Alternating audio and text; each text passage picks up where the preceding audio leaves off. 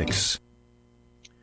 Senate Democratic leader Schumer postponing this week's book tour after some leftist groups planned protests. The cancellation of events in Baltimore, Washington, D.C., and other cities came amid widespread criticism from the party's liberal base over Schumer's vote to move forward with Republican spending legislation last week. A representative for Schumer's book said the tour would be rescheduled due to security concerns. Schumer said the spending bill was terrible, but a shutdown would have been far worse and difficult to end. At a news conference on Friday, House Democratic leader Hakeem Jeffries repeatedly refused to say whether he had confidence in Schumer, a rare break for the two longtime New York colleagues. Bernie Bennett in Washington. John Paddy Hemingway, last surviving pilot who flew during the Battle of Britain, has died at the age of 105. The Royal Air Force says he died yesterday at his home in Dublin. He was just 20 years old when he and his comrades in the RAF took to the skies, fighting off wave after wave of Nazi aircraft. Townhall.com. It may not be the huge throne that he once occupied, but King Coal could soon play a larger, renewed role in American energy production. In a Truth Social post late Monday, President Trump said, quote, after years of being held captive by environmental extremists, lunatics, radicals, and thugs, allowing other countries, particularly China, to gain tremendous economic advantage over us by opening up hundreds of all coal-fired power plants, I'm authorizing my administration to immediately begin producing energy with beautiful, clean coal, end quote. 120 coal-fired plants are scheduled to shut down over the next 5 years. The Trump administration says keeping those plants online could help lower energy cost and supply energy to data centers and AI. Tasha Stevens reporting. NASA's two stuck astronauts finally on their way back home after more than 9 months in space. They left the International Space Station earlier today. More on these stories, townhall.com.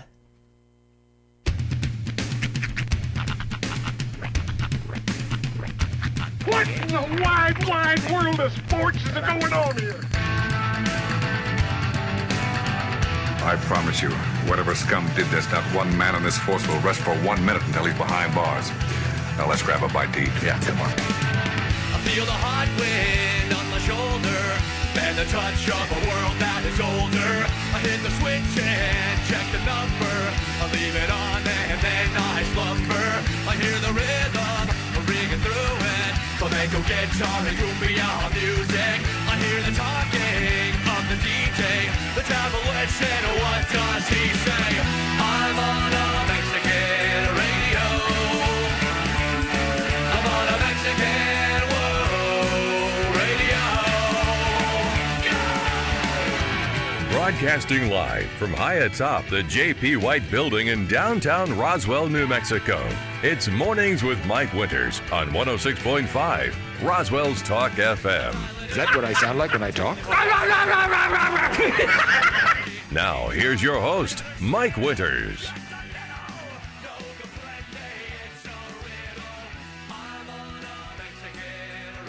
And good morning, one and all. Welcome to Mornings with Mike Winters. I am he. That would be me, Mike Winters. Happy Tuesday, everybody. Ah, yes, the truest of days. Yep. Well, it's going to be a blowing today again. Uh-huh. Yeah, yesterday was, it started out with such promise. Such promise in the air, and that air started moving rapidly. And, by the end of the day, it was, Windstorm Jones once again. Whipping around. Mm-hmm. This morning's quite nice. Yeah, When I got out of the didn't even car wear a and I coat was walking, morning. I was like, wow, it's really nice out here this morning. Mm-hmm. Good, but enjoy it. Yep. You got things outside, do it right now, because later in the day you're not going to want it. Yeah. But yeah, right now, it's beautiful out. Anybody out there that has, one of those, rock gardens or whatever, Yeah. you want to zen it up, do it now, because that sand will be blowing everywhere later. Yeah, maybe stick with the desk version. Mm-hmm. With the little rake. Yeah, feel the zen at People your still have desk. those? I think so. Yeah, I always wanted one. I'm sure you can get one on Temu or something real easy. I always wanted to learn how to do the bonsai thing, because I always thought that kind of looked I'm pretty very sure peaceful. every person that grew up to Karate Kid Mm-hmm. deep down has a thing that does look peaceful. Because Mr. Right. Miyagi and Daniel-san, Mm-hmm. I'm like, all your problems melt away. You're just sitting there, shaping baby trees. It made me so happy when I was watching when I watched Cobra Kai for the first time. Yeah. When he pulls his lapel back and pulls out his pocket bonsai scissors that he just has on him. Yeah. That's fantastic. Yeah.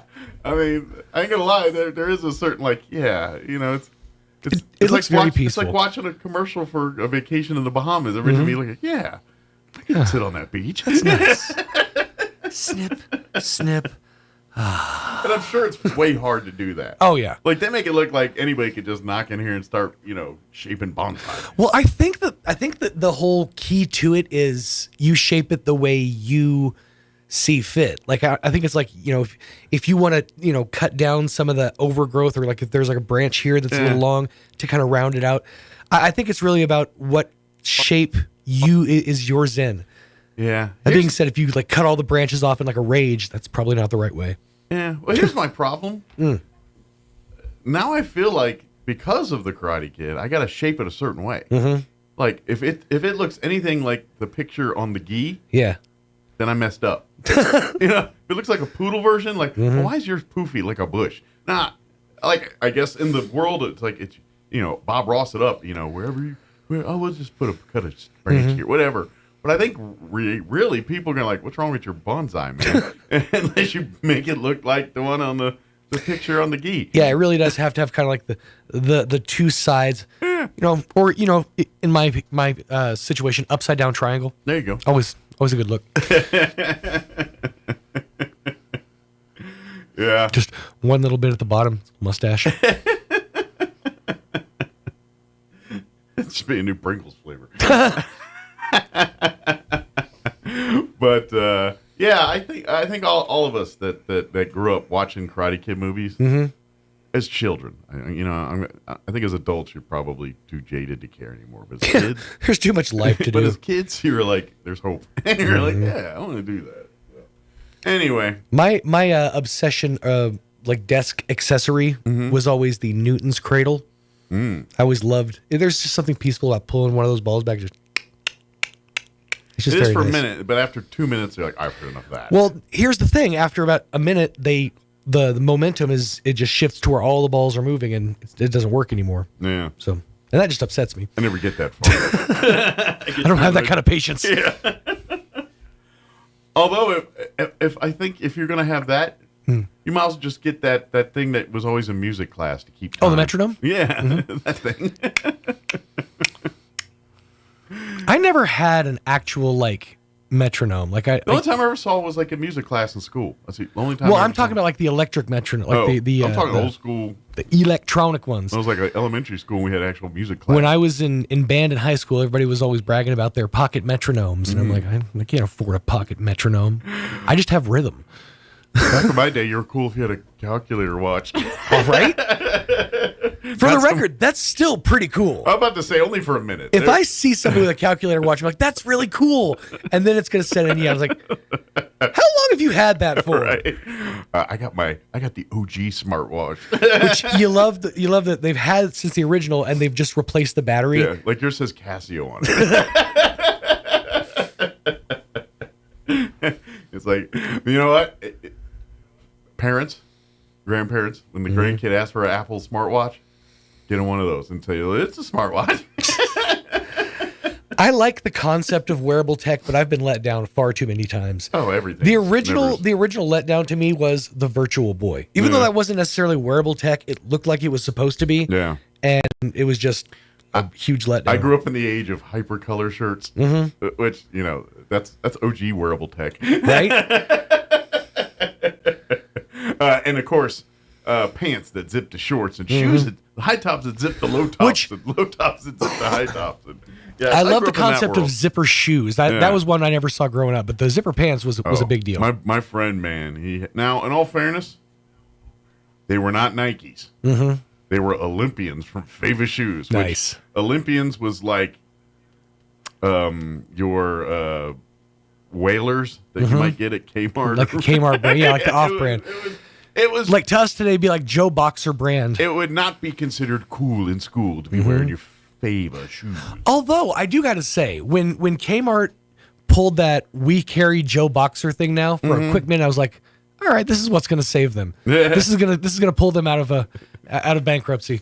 They own the Joe Boxer brand. That didn't do anything. Kmart with them. Yep. Did nothing with it. Not even Martha Stewart could do it. No. No. She wasn't strong enough. Kathy Ireland was doing a pretty good job for a while. Kathy Ireland, I forgot about her. How could you? Well, I mean, she was, here's the thing. Now that I think back, she was kind of a big deal in the 90s. There was a supermodel actress. But think about it. What movies is she in? I can only think of one. I can't even think of one. And the movie I can think of is Loaded Weapon with Samuel L. Jackson and I think Emilio Estevez.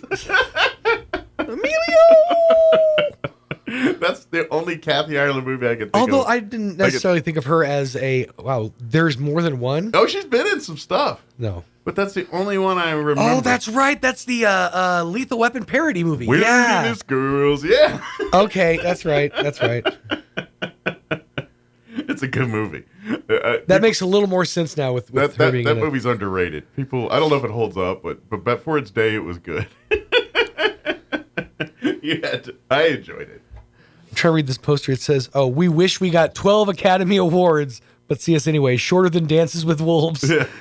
See, like all the fans of Tim Curry movies, all of them, they'll go like Rocky Horror Picture Show or maybe Clue. Not me. Loaded Weapon, because he dresses up as a Girl Scout, because he's the bad guy. But there's a scene where he dresses up as a Girl Scout selling, well, it's Wilderness Scouts, but it's a knockoff of Girl Scouts. And so he's standing there in uniform with the beard, and he just goes, "Wilderness Girls." And it's just every time when I think of that movie, I think of that scene with Tim Curry in a Girl Scout uniform, hawking cookies. My go-to Tim Curry movie is Home Alone 2: Lost in New York. Oh yeah, he was the concierge, the bellboy hotel guy. Yeah. I was just trying to think of the most obscure Tim Curry movie I could think of. And the other one I liked, and this one again, people get mad at me, but I kind of like this goofy movie. The Disney 90s Disney version of the Three Musketeers with Charlie Sheen as one of them. I don't remember that. Was it? It was live action. It was a movie.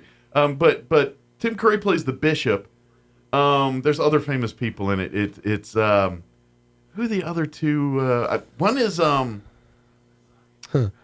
oh shoot, Kiefer Sutherland and Chris O'Donnell. Yes, Chris O'Donnell. Yeah, that Three Musketeers. Tim Curry plays the evil bishop in that. I literally don't think I've ever seen this. I like that movie. Although, I gotta say, Charlie Sheen as a musketeer, he pulls it off. Oh, he's dreamy in there. This is Dreamy Sheen. Yeah, Dreamy Sheen. This is back when ladies liked the You could Sheen. really see his inner Estevez popping out. This was before the crazy and the tiger blood and all that. This was when Charlie was a bad boy, but still, liked. Right. Before all the other stuff came out. Long before Tiger's Blood and or Adonis DNA. Was it Oliver Platt or Chris Platt? Oliver Platt. Yeah, he's in it too, and he's kind of and that's the part I liked about the movie. Like, of all the big names in it, the guy who's kind of the most charismatic is the Oliver Platt character. He's the one you kind of get drawn to in the movie. Porthos? For me, yeah. Porthos? Yeah. Porthos, I'm guessing. Yeah. So anyway, if you're looking for like close to the Three Musketeers book and all that, this is your Tombstone version of the Three Musketeers. I'll tell you, good. My takeaway from this is I'm gonna have to go back and watch Loaded Weapon 1 because I know I've seen it, but I genuinely don't remember. Oh man, yeah, I love that Naked genre. Gun. It's basically Naked Gun minus the Zucker Brothers. Like Right. Other people tried to do the Zucker Brothers Naked Gun, and most of them stink. Yeah. This one kind of makes me laugh. It's weird how if the second you take the Zuckers out of something, it kind of ruins the project. Yeah. Do you remember the movie Spy Hard? With Leslie Nielsen. Yeah. That movie, it only had one of the Zuckers tied in, and it just I feel like it was weak. Yeah, there was a couple of Nielsen movies there post Naked Gun that were in that. Spy Hard. There was another one too, like a vampire one. Yeah, that was the last vampire in Brooklyn. No. This I know, one I had know. Leslie Nielsen as a vampire. Yeah, that was another movie entirely. That was Eddie Murphy. Right. Dracula Dead and Loving. Yeah, that one. Yep. It was that one. I think there was one or two more of those of that ilk in that movie. Well, and then when he just pops up in Scary Movie 3. Yeah. Like, That's how you kind of like knew this was no longer a Wayans Brothers joint. Yeah, yeah. Naked Gun kind of created it. Yeah, and then they just started crowbarring Leslie and things that Leslie couldn't be Leslie. I did hear a rumor they're making a new scary movie. Really? Yeah. Well, why not? If they're making a new Young Guns movie after 30-some years, why not another scary movie? Yep, 6. It comes out in 2026, apparently. Okay. Yep.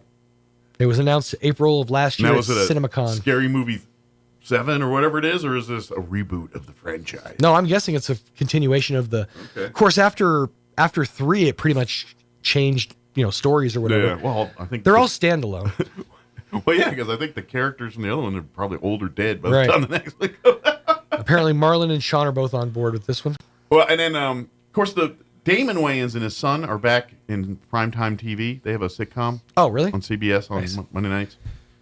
Well, I saw a commercial for it the other day, and they're doing what all shows like this do.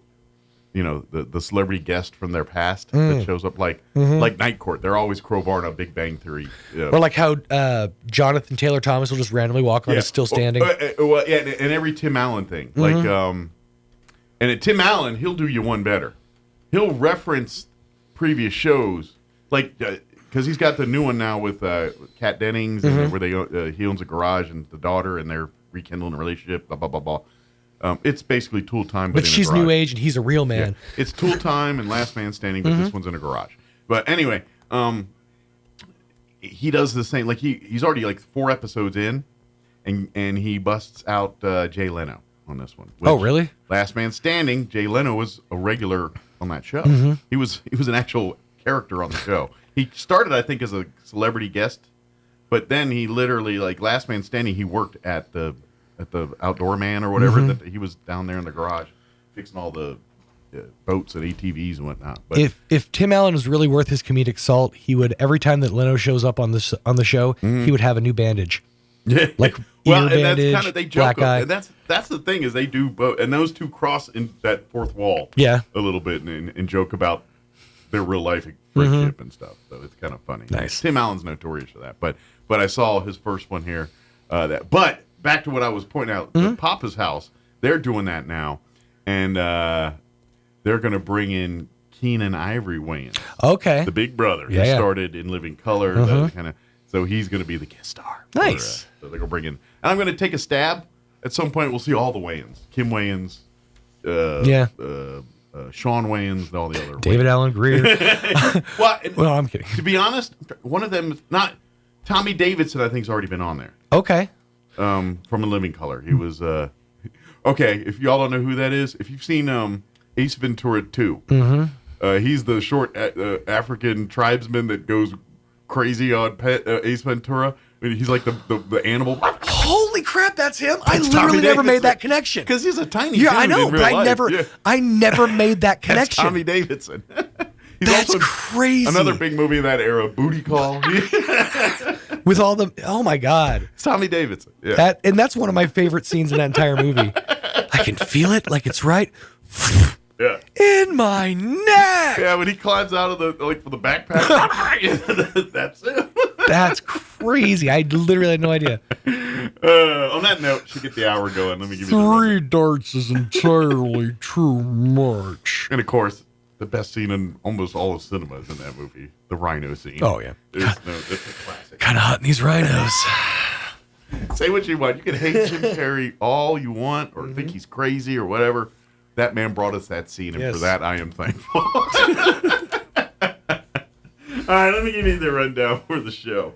I'm finally going to play this replay. I keep getting outdone by my dumbness. We're going to play our interview we had last week with Deputy Fire Chief Derek Washachek. He came in and joined us talking about really safety, wanting folks to know that emergency vehicles are having trouble navigating town because people are not understanding what to do when you see an emergency vehicle crawl upon you. So we talk all about that with Derek and other stuff as well too. So we'll play here in just a bit. Folks from the Chavez County Extension Office will join us in the 8 o'clock hour. Tamara, Drew, Katie, or some combination thereof, and give us an update on what they've got going on there. And then Amy McVeigh-Tejas will join us in the 9 o'clock hour from the Historical Society. they're back doing their regular praying at the polls on Wednesdays, and be doing that again tomorrow. I know they kind of took a break with some of the holidays and stuff like that, but back full doing it. Good. And of course, other things and events going on with the scholarships as well too. It's big season for that right now. So we'll talk all about that with Amy, and then of course we'll have all of your news of the local, national, variety, business updates and all that too. But first, your weather. I'm meteorologist Steve Hamilton with your Pecos Valley weather. We've got a cold front headed our way, and that'll be causing very gusty wind today. A high wind warning in effect. Wind gusting at 55 to 65 miles an hour. We'll be in the upper 70s to low 80s and mostly sunny. Overnight, that cold front moves through. We'll drop into the upper 30s and low 40s. Still very windy. It'll be windy again on Wednesday and a little bit cooler, sunny, and low 60s. That's your latest forecast. I'm meteorologist Steve Hamilton. Thank you, Steve. Currently 51 degrees here in Roswell. Humidity is at 22%. Winds currently out of the southeast at 10 miles per hour. We do have a blowing dust advisory that will kick in at noon today. That will remain in effect until 8 p.m. Also a high wind warning in effect beginning at 10 a.m. through 3 a.m. tomorrow morning, the 19th, overnight hours. And then red flag warning kicking in at 11 today and remaining in effect through midnight tonight. All of that because of widespread blowing dust for this afternoon. Actually, after 10 a.m., so it'll start this morning, about the end of the morning show, according to the weather here. Mostly sunny, 79 for a high today, but the winds will be out of the south early, 10 to 20 miles per hour. Later in the day, those winds will increase 30 to 40. Could see wind gusts as high as 55 miles per hour. Widespread blowing dust continues this evening till about 9 p.m., mostly clear otherwise with an overnight low of 39 degrees. Winds will remain out of the northwest 35 to 40 miles per hour, gusting as high as 55 miles per hour. And then after midnight, winds kind of dropping to 25 to 30. If you want to call that a drop. Wednesday, more wind, patchy blowing dust before 3 p.m., sunny, 61 for a high. Winds will be out of the north, 20 to 30, gusting as high as 40 miles per hour. The winds will actually decrease in the afternoon. That'll be nice. They'll drop down 15 to 20. So for Wednesday, it looks like the windy part of the day will be early, and then as the day progresses, those winds will reduce some. Wednesday night, clear, overnight low of 25. Northwest winds 10 to 15. They'll drop down 5 to 10 after midnight. Thursday, sunny, high of 66. Winds more manageable out of the northwest 5 to 10 early, 15 to 20 for the afternoon. And then they don't talk about winds after Thursday, but sunny Friday 76, sunny 82 on Saturday, and sunny and 77 on Sunday. All right, 7:25. We're going to take a 4.5-minute break with your Roswell Livestock recap from Smiley Wooten and a quick break. And then we're going to play our interview with Deputy Chief Derek Washachek from the Roswell Fire Department. Don't go away. Good morning, this is Smiley Wooten at the Roswell Livestock Auction. 1,052 head of cattle sold on Monday on a steady to higher market with excellent buyer attendance. Compared to last week, stocker calves sold 8 to 10 higher, feeder cattle 6 to 8 higher, packer cows and bulls sold steady. 3 to 400 pound steers 472, 480, 3 to 400 pound heifers 405, 435, 4 to 500 pound steers 370, 472. 4 to 500 pound heifers 370, 405, 5 to 600 pound steers 330, 370, 5 to 600 pound heifers 292, 370, 6 700 pound steers 292, 330, 6 700 pound heifers 265, 292, 7 800 pound steers 274 to 292, 7 800 pound heifers 230, 265. Packer cows 135, 146, canner and cutter cows 128, 132, packer bulls 168, 179, feeder bulls 150, 153. The top half the cow calf pairs $2,800 to $3,050 per pair. Top half the bred cows $2,600 to $3,000 per head. Now remember, this is the top of the market, and prices range down from this according to quality, condition, quantity, and feel. We do appreciate the business. This is Smiley Wooten, Roswell Livestock Auction.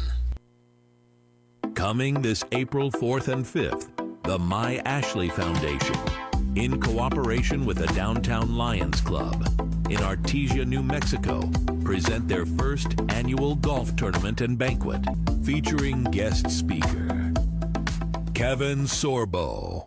Now, I am very excited to be heading to Artesia, New Mexico on April 4th, 5th, and 6th for a very special weekend with our dear friends Mark and Lorraine Richards and the incredible My Ashley Foundation. Friday night, we're going to kick off things with a very special dinner and an auction. And then on Saturday, we're going to hit the golf course, which is my favorite thing, for a day of fun, laughter, and maybe even a little competition. I do get a little competitive. And on Sunday, we're going to be gathering up for a time of worship and fellowship at Harvest Fellowship Church. You don't want to miss this. Be sure to bring your tickets, grab them right now, and join us in supporting this incredible outreach that are making a real difference in Artesia. And I hope to see you all very, very soon. God bless. For golf reservations and sponsorships, call the ACC Pro Shop 575-746-6732. And for individual banquet tickets, call the Artesia Chamber of Commerce 575-746-2744. All proceeds will go to the Artesia Lions Club and the My Ashley Foundation to support the organization's community service and outreach programs. Maybe your AC unit needs a little tender loving care. If you don't know where to turn, then you don't know Jack. Fergalicious. In fact, they're downright funky. Fergalicious. Let the boys at Fergie's Plumbing and Heating get your AC unit ice cold, just like some of my lady friends. Don't let any fool make you lose your cool. Fergie's Plumbing and Heating. If you don't know Fergie, then you don't know Jack. 632-2668. Fergalicious. Renting your tuxedo has never been easier. At Hippie Chicks, we have name brands like Michael Kors, Kenneth Cole, Couture, Allurement, and Mod, all in ultra slim and slim fit styles to flatter every shape and size. Stay cool and comfortable with Performance Stretch and Cool Max technology, because men's formal wear should feel as good as it looks. And renting is easy for prom, graduation, and your end of school parties. Just choose your style, try it on, and return it hassle-free. And right now, order before April 1st for your chance to win $100 cash. Visit Hippie Chicks today, 802 South Main in Roswell. Look for the VW Bug. Hi, I'm Chef Anthony Noble at the Valley Cafe located at 801 West Brasher in Roswell. We want to welcome you for dinner 5 to 8 p.m. weekdays, except Wednesday we close at 2 p.m. If you haven't tried our food yet, I hope you come try one of our dinner entrees, pasta, soups, salads, burgers, and sandwiches, and our weekly specials as well. Let me make you great dinner. Visit the Valley Cafe at 801 West Brasher, the Orange Building across from Church on the Move in Roswell. Can't see us in person? Find our full menu on DoorDash, Grubhub, and Uber Eats. Here's a Mornings with Mike Winters fun fact. Alaska is the only state name that can be typed on one row of keys. Go ahead and try typing the other 49 states. We'll wait. Here's Mike Winters.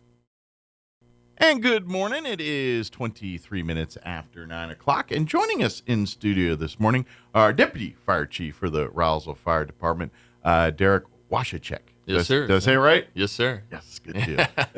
Morning. Because Chief's always Chief. Yes, sir. Can you say Deputy Chief, or how do they, when at the firehouse? Mm-hmm. What do they call you? Like, is there a nickname? Because it's always Chief. No. But is Deputy Chief, is it just Derek, or do they just? No, for the most part, it's Chief. You get Chief as well. Yeah, it's kind of like Coach when you're coaching football or whatnot. Gotcha, everybody's coach. Yeah. So once you get to Chief level, it's Deputy or the Chief. Yeah. You're Chief. So that's right. Welcome, Chief. Thank you, sir.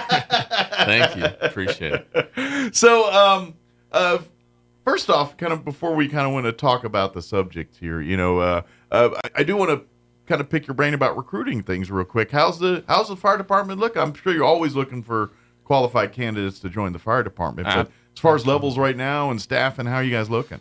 Right now, we're 14 people short. So we're quite a few personnel short right now. We just had a whole bunch of people retire, and that always on. That's the war of attrition. It's true in any department. And so we're digging into the high schools pretty hard this year. We're really looking at changing our recruiting program a little bit and looking for more of the getting to the football programs, the baseball organizations. Well, it is a physical job, and generally you want athletic type people to do it. So we're getting into the gyms, and setting up tables and booths in some of the gyms and passing out flyers saying, "Hey, come on out," know.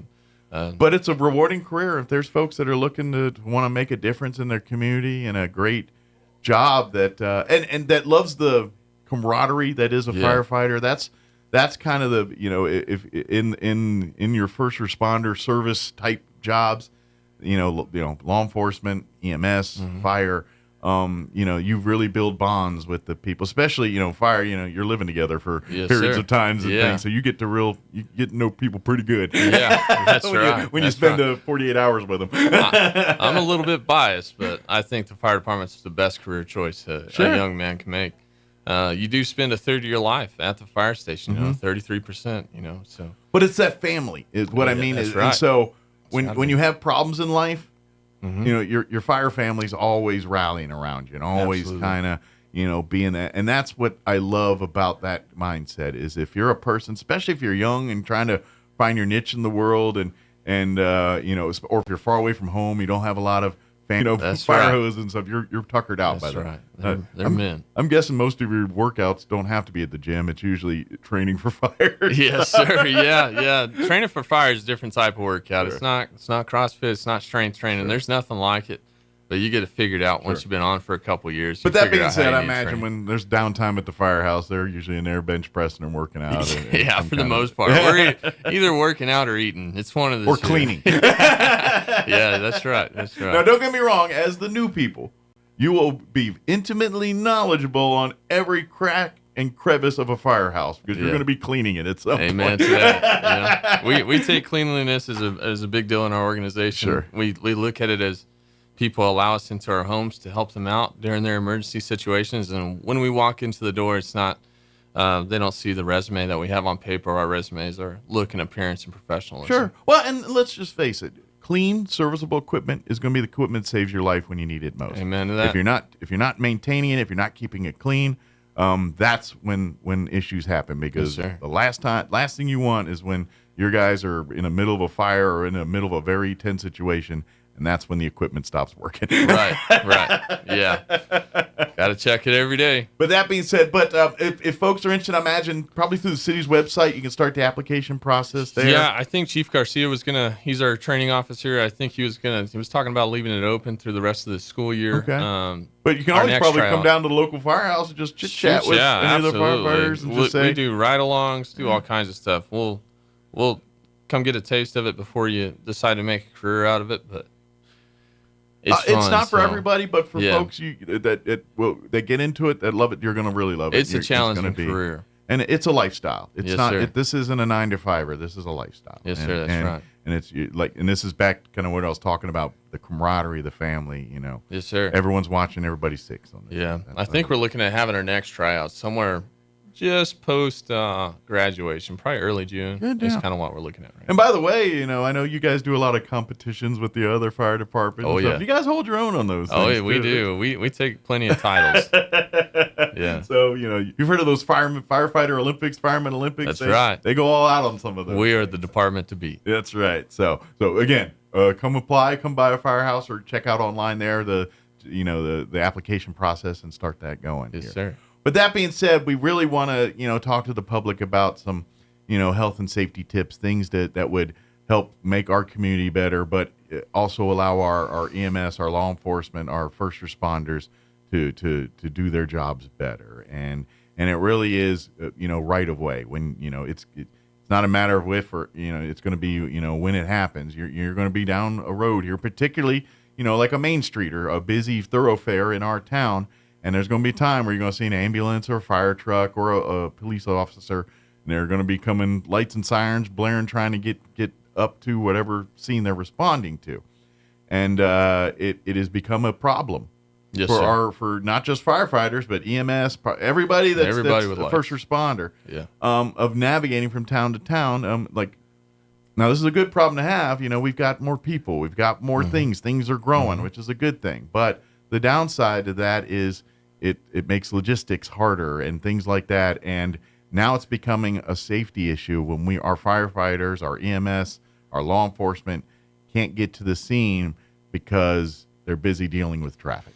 And so we've got, as a community, got to work together to understand what to do, how to navigate when that moment when you're sitting there diddy-bopping your favorite song, and next thing you know, light and sirens come blaring Yes, up your sir. tailpipe here. Yeah. That's what we want to tell folks, but that's why Chief's here to kind of, join us here and say, hey, this if you want to help us, this is how you can help us. Yes, sir. You know, we're kind of in a different age. We got people driving down the roads now, you know, wearing ear pods or stuff like that. Yeah, not all of their senses are devoted to driving. Yes, exactly. You know, and so we'll be like, why isn't this guy getting out of the way? And then drive beside him, he's got his ear pods on, his noise canceling headphones or whatnot. Yeah. You're like, hey man, come on. You know?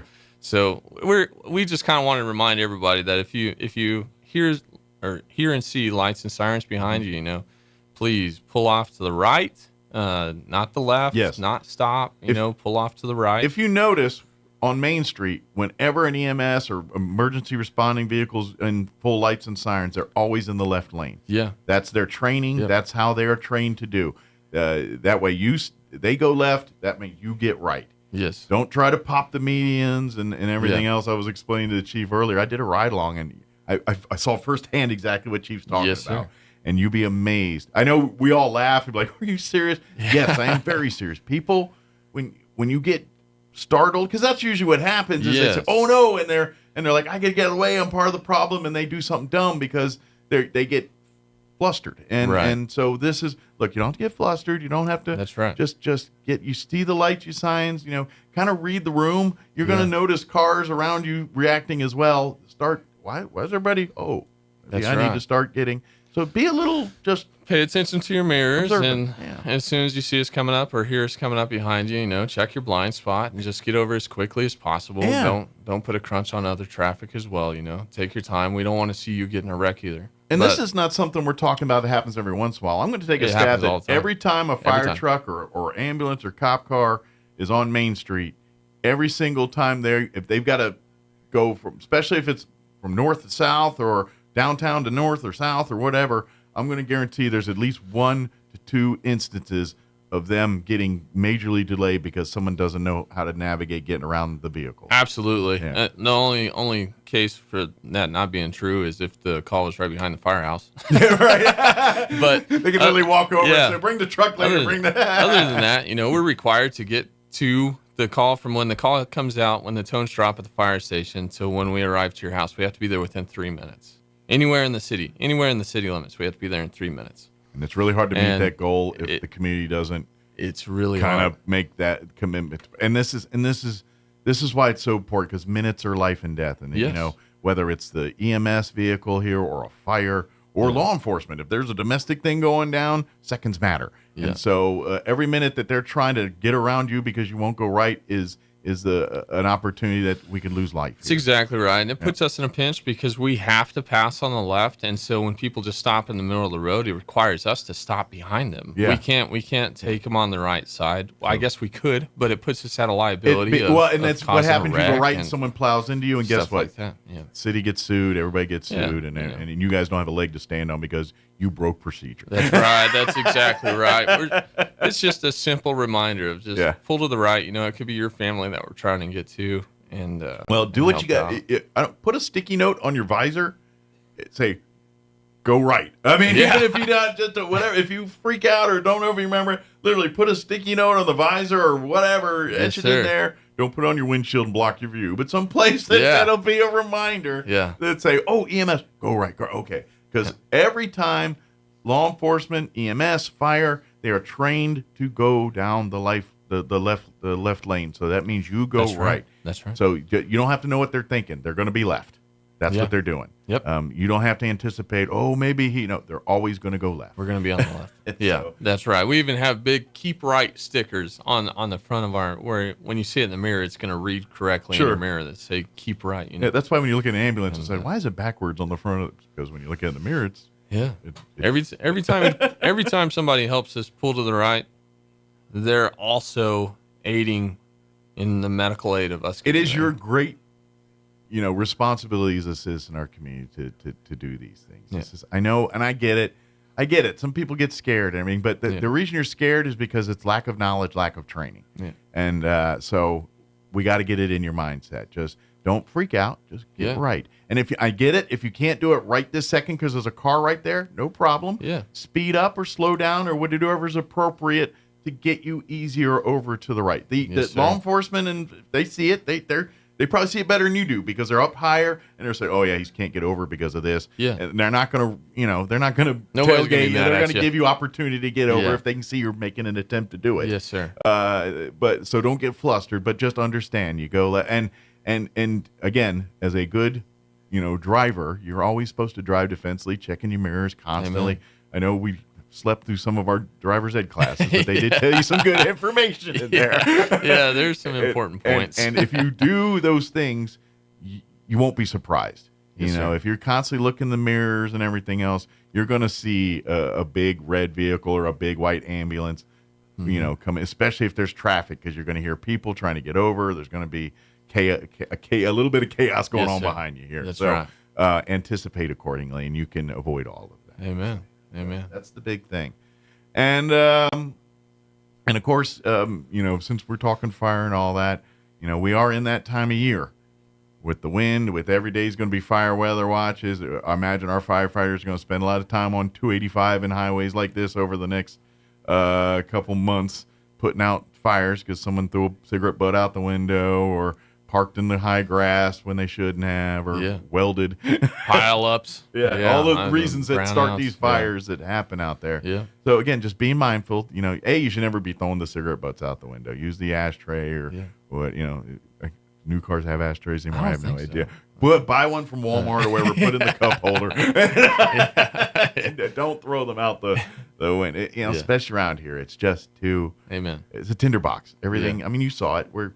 This winds, this dust storms, it can literally rain one day and have a dust storm the next because it's just so dry here. Yeah, everything wants to burn right now. It's so I imagine you guys get called a lot to middle of nowhere to put out a fire that cropped up on the side of the road. Yes, sir, we do. And so just be mindful as we are getting in that season where it's going to be, more red flag warnings every day. And that's what these red flag warnings mean. It's fire weather watches, and all this stuff. We got one tomorrow. Already issued. It's just telling you, be mindful of this stuff. Yeah, help us out a little bit. Yeah.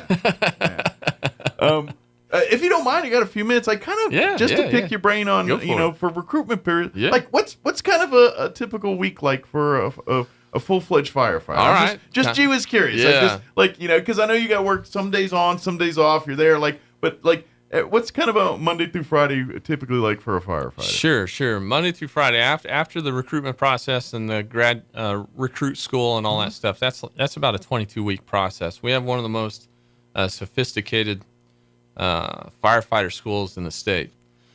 So after you graduate that, your typical lifestyle, it kind of depends on which day it is. But Monday through Friday, are the business days. Gotcha. From 7:30 to 5 o'clock. And so those guys are always working, doing something. They're either cleaning something, but most of the time, this day and age, we're typically training on something. Gotcha. Because, as you've seen in this last year, we can have a G Street fire, which is the biggest fire that's ever happened in Roswell. You can have the gigantic flood, or somebody could be hopping off bottomless lakes in the summertime and need a rope rescue. As a firefighter, doesn't even involve fire. Yeah, that's exactly right. And so our trainings, anytime anybody has any kind of emergency, whether they fell off a cliff, a hazmat situation, having a heart attack, just got shot, you're expected for those three guys on the fire truck to know how to handle your problem. Absolutely. You got to be a jack of all trades on the spot, yes, sir. And master of all three.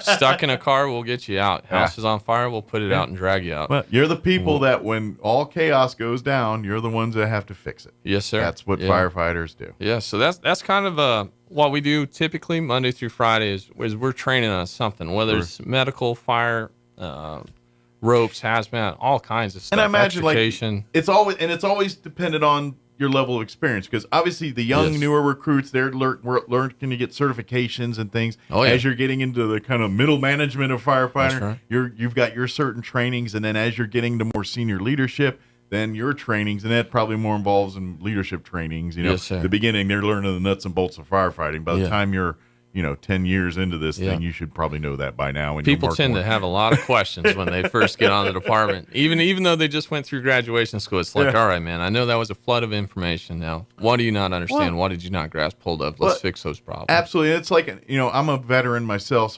military, so I can relate a little bit, whereas, you learn the job at the training thing, and then you really learn the job when you're on the job. That's just the nature of the beast. You'll know the safety, you'll know all the proper protocols and procedures. but right. once you get to the firehouse, that's when you learn how to be a firefighter. Yes, sir. That's right. That's right. So, firehouse ain't the what people are used to hearing back in the old culture, where you walk in there, people are laying in a recliner or cooking something in the kitchen. I feel like there's always a pot of something going on somewhere. There's That's too my much image stuff of a to do. firefighter. Yeah, Gotcha. and our fire department hadn't expanded too much, and the town has expanded a whole lot. And a lot of tourists coming in the summertime now with the 4th of July festival and UFO festival, and now we got the Roswell Air Race shows coming in September. So you guys will be on patrol a lot too. So this year it's doing a whole bunch of MCI drills, preparing so we're best able to aid if in the unfortunate event of anything ever happening, we're going to be top notch. But for my own mental health, please tell me there's still that moment where it's 12 guys sitting around a table eating dinner every once in a while. There is.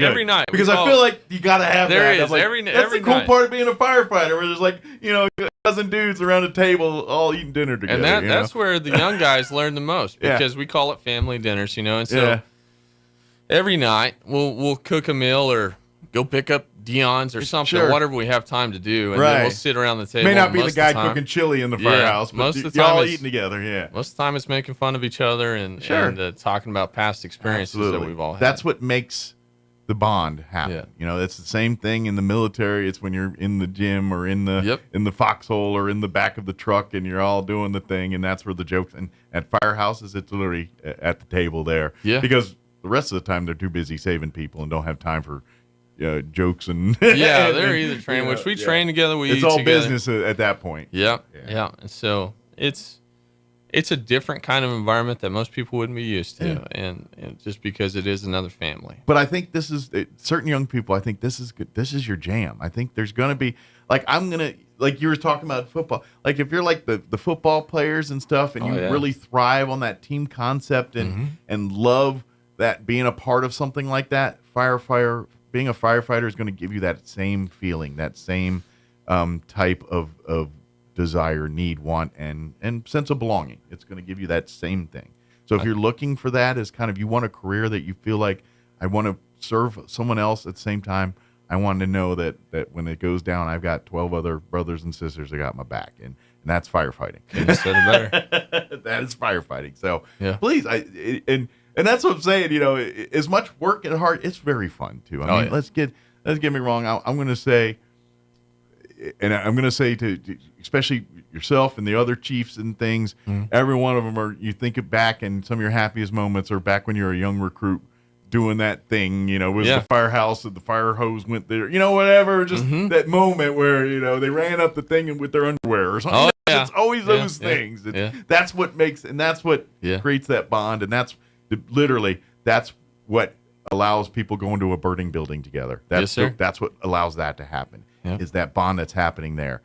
Because when that's there, then they will walk through a burning building for you. And that's what they do every day. Amen. That's right. So if you want, I highly recommend you apply. If you love that kinship, that sense of belonging, you're probably not going to get anything closer to that than being like a firefighter serving in a first responder role some way like that. Yes, sir. Come on out. We'd love to have you. Yeah. But in the meantime, folks, for all those if you have no desire to be doing that, I'll let those young bucks do that kind of thing. That's young people's work. Help us out by being that good steward on the highways. Keep the head on the swivel. If you're hearing the sirens, if you're hearing, get right. If you're in the left lane, you're in the way. Yeah. And if you hear sirens and lights and you have the ability, even if you don't see the vehicle, if you're like, I hear it, but I don't know where it's at, just know that you're going to be out of the way is just go ahead and get over to the right lane. If you have now don't cut off cars and knock people out to do it. That's right. But if you hear the lights and sirens, you're not even 1,000% where they're coming from, get right. If you're not in the right lane, then you might be, odds are you're probably going to be in the way of whatever's about to happen next. So just go ahead and get over to the right way. If nothing happens, great. Then get back over to the left when it's safe to do so. But that way, even if you don't see, it's like, oh, I hear trucks, but I can't see it. Is it from behind me or from left? Get over to the right lane, and you're covered either way. Yeah. Thanks for your help. That's kind of the safety or the tip. When in doubt, go right. Yes, sir. That's right. And when not in doubt, go right. Yeah.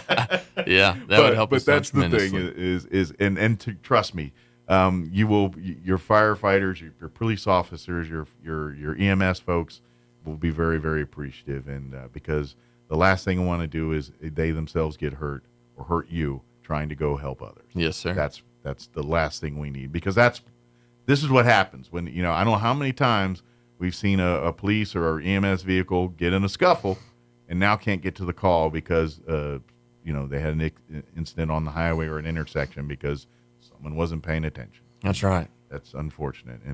And best case scenario is just a fender bender. Worst case scenario, we have more injuries and more bigger. Cost is heavy either way. Somebody's waiting on us. Yep. So please be mindful. If you take nothing out of our conversation here today, go right. And be honest, if you don't hesitate, if you want more questions, if you see a bunch of firefighters having lunch at a restaurant somewhere, go ask them. Talk to them. They'll be happy to talk to you about that. Or police officer or EMS folks, they all experience the same thing. They'll be happy to kind of share what, They love to talk.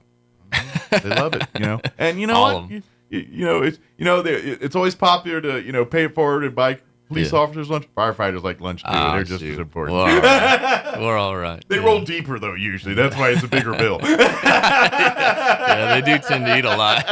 Yeah. They come with a whole army of people. Yeah, they work out too much. Yeah. That's right. Yeah. But Chiefs, are any other information that we wanted to cover or anything we wanted to mention that we just skipped over or didn't get a chance to talk about? No, sir. That's a great start. Good deal. We're just anytime you guys, whether it's yourself or the chief want to come in and come or all the Chiefs, we can bring a room full of Chiefs. I don't know. Of course, the cat's away, mice play. We may not want to put all the Chiefs in one room. So maybe that's a bad idea. Yeah. But I'd love to get or even maybe like we're recruiting here. Maybe over the summer we get guys that are maybe just out of the initial training, or maybe some of the younger ones that have a year or two under their belt and kind of share their experiences. We'll make some plans with you for sure. Yeah, I think that'd be fun. That sounds great. And, get people to see what life is like as a firefighter serving their community, and see the all the fun and all it's a great time. The tough parts too. Yes, sir. It's a rewarding job, but it's not an easy job. And there are going to be days you're going to be tired. You're going to feel worn out and beat up and broken. And can promise you that. but you're making a difference in our community. So thank you, Chief, as always, and thank you and every other firefighter out there serving and having our back every single day.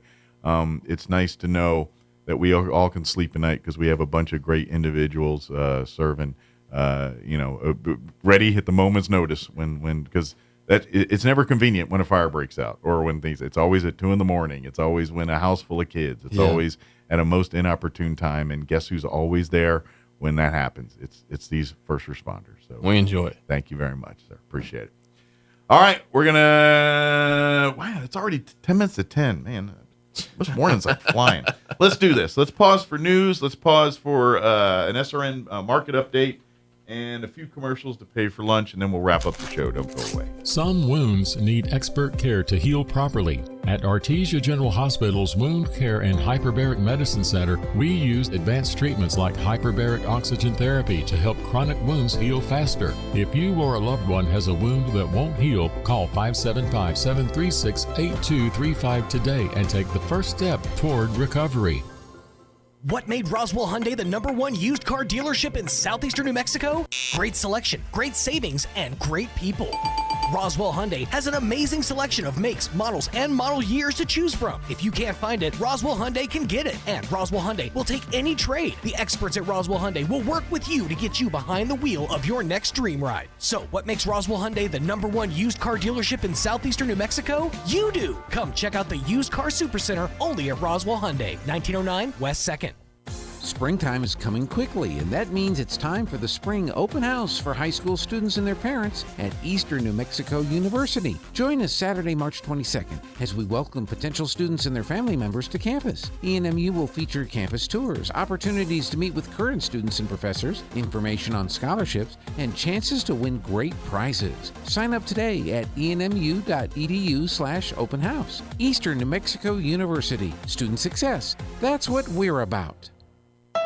Double Up Days are back at Roswell Honda, and that means double your down payment. $500 becomes $1,000. $1,000 becomes $2,000. Up to $2,000 means $4,000 towards your next new or pre-owned vehicle. Get 2.9% APR for 36 months on all new Ridgeline and Pilot, and 2.49% for 36 months on all new CR-V hybrids. Now's the time to make your dollars go even further. Double up and save during Double Up Days on now at Roswell Honda, 2177 West 2nd.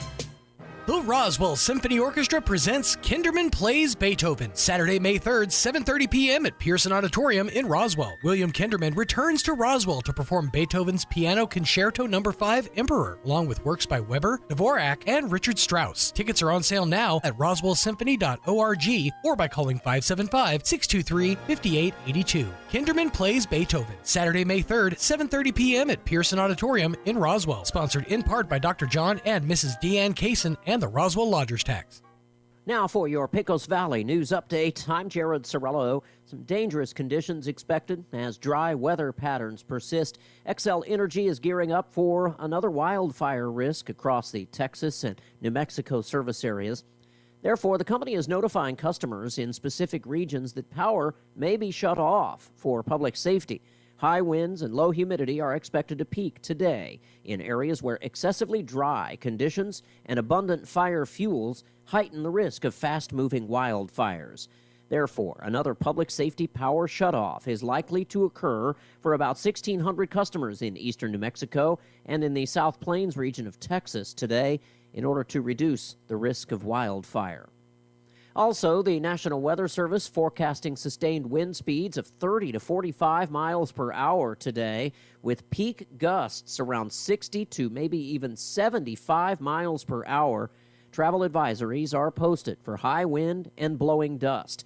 The highest impact for strong winds and blowing dust will be from noon to 9 p.m. today. If you must travel, the National Weather Service recommends that you monitor local forecast conditions prior to starting your trip and visit nmroads.com for all the current roadway information.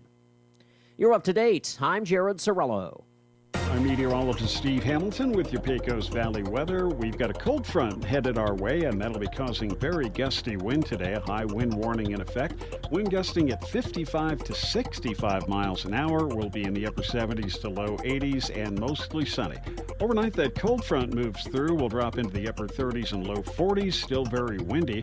It'll be windy again on Wednesday and a little bit cooler, sunny, and low 60s. That's your latest forecast. I'm meteorologist Steve Hamilton. No static at all. Your new home for talk radio is KEND Roswell. A couple of months of relative calm in Gaza came to an abrupt end overnight. Israel carried out a series of airstrikes across the Gaza Strip. The BBC's Joe Flotu is following developments from Jerusalem. Israel has launched what it describes as a preemptive offensive, designed, it says, to target Hamas leadership, its military commanders, and what it calls terrorist infrastructure. Israel's military says the campaign will continue as long as necessary and will not be limited to airstrikes. Hamas has responded furiously, accusing Israel of treachery for overturning the ceasefire agreement, and also says Israel is exposing the remaining Israeli hostages held in Gaza to an unknown fate. Crucially, Hamas has not declared that it is resuming the war, at least for now, instead calling on mediators and the United Nations to intervene. Prime Minister Netanyahu's office says Israel will, from now on, act against Hamas with increasing military strength. Senior Hamas security and political figures reportedly among those killed in the air raids. President Trump speaks by phone today with Russian President Putin amid efforts to end the fighting in Ukraine. We've never been closer to a peace deal than we are in this moment, and the president, as you know, is determined to get one done. White House Press Secretary Caroline Leavitt. NASA's two stranded astronauts finally on their way back home after more than 9 months in space. Butch Wilmore and Sonny Williams left the International Space Station in a SpaceX capsule early today, splashdown off Florida, expected this evening. A federal judge ordering the Trump administration to explain itself. Why did it ignore his order to halt the deportation of suspected Venezuelan gang members? The president invoked the 1798 Alien Enemies Act to justify the deportations. Watching Wall Street, the Dow down 248 points. The NASDAQ is off 347. More on these stories at townhall.com. 3 years ago, I wrapped up a run of Annie playing Daddy Warbucks with the South Carolina Children's Theater. I was about 40, 50 pounds overweight, tired, sick, fed up with the way I felt. Hi, it's Mike Gallagher. I had to do something. I scheduled my weight loss consultation with PhD Weight Loss and Nutrition. And as they say, the rest is history. Just a few months, I lost over 50 pounds. I took control of my health. 3 years later, I've kept the weight off and I feel better than ever. If you are where I was, do what I did. Call PhD Weight Loss and Nutrition. It'll change your life. It's fast and simple. They won't let you fail. Just give them a call at 855-696-2020 to schedule your weight loss consultation. That's 855-696-2020. 855-696-2020. Here's the best part. First 11 callers who mention the keyword healthy will get 2 free weeks added to their weight loss package. Don't wait. Call today. 855-696-2020. Mention healthy to get 2 free weeks or visit them at myphdweightloss.com, myphdweightloss.com. One French lawmaker says the U.S. is not worthy of the Statue of Liberty and should send it back. Raphael Glucksmann, a member of the European Parliament and co-president of a small left-wing party in France, made the call for the return of the Statue of Liberty. But it was his claims that some Americans have chosen to switch to the side of the tyrants, as he said this weekend, reflect the broad shockwaves that President Trump's policy shifts are triggering in Europe. The Trump administration hits back. White House Press Secretary Caroline Leavitt. It's only because of the United States of America that the French are not speaking German right now. So they should be very grateful to our great country. Julie Walker, New York. Taiwan's defense ministry says an unusually large number of Chinese military ships, planes, and drones entered airspace and waters surrounding the self-governing island republic between Sunday and yesterday. News and analysis at townhall.com. Former mixed martial arts champ Conor McGregor celebrated St. Patrick's Day by visiting President Trump, and he touched on something that's been a hot-button issue in his homeland and elsewhere as well. The UFC star was at the White House Monday morning, where he used the opportunity to criticize the Irish government. Born in Dublin, the 36-year-old McGregor said Ireland runs the risk of potentially losing its Irishness due to illegal immigration. Videos on social media document large amounts of the Irish countryside being turned into camps for male illegal immigrants. Some small Irish towns have seen their populations double due to the male illegal immigrants being bussed in by the Republic of Ireland's government. Tasha Stevens reporting. Arizona's highest court has created a pair of AI-generated avatars. They'll be delivering news of all the rulings issued by the justices. More on these stories, townhall.com.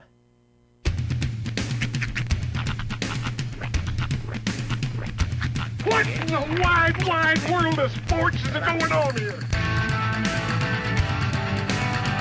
I promise you, whatever scum did this, not one man in this force will rest for 1 minute until he's behind bars.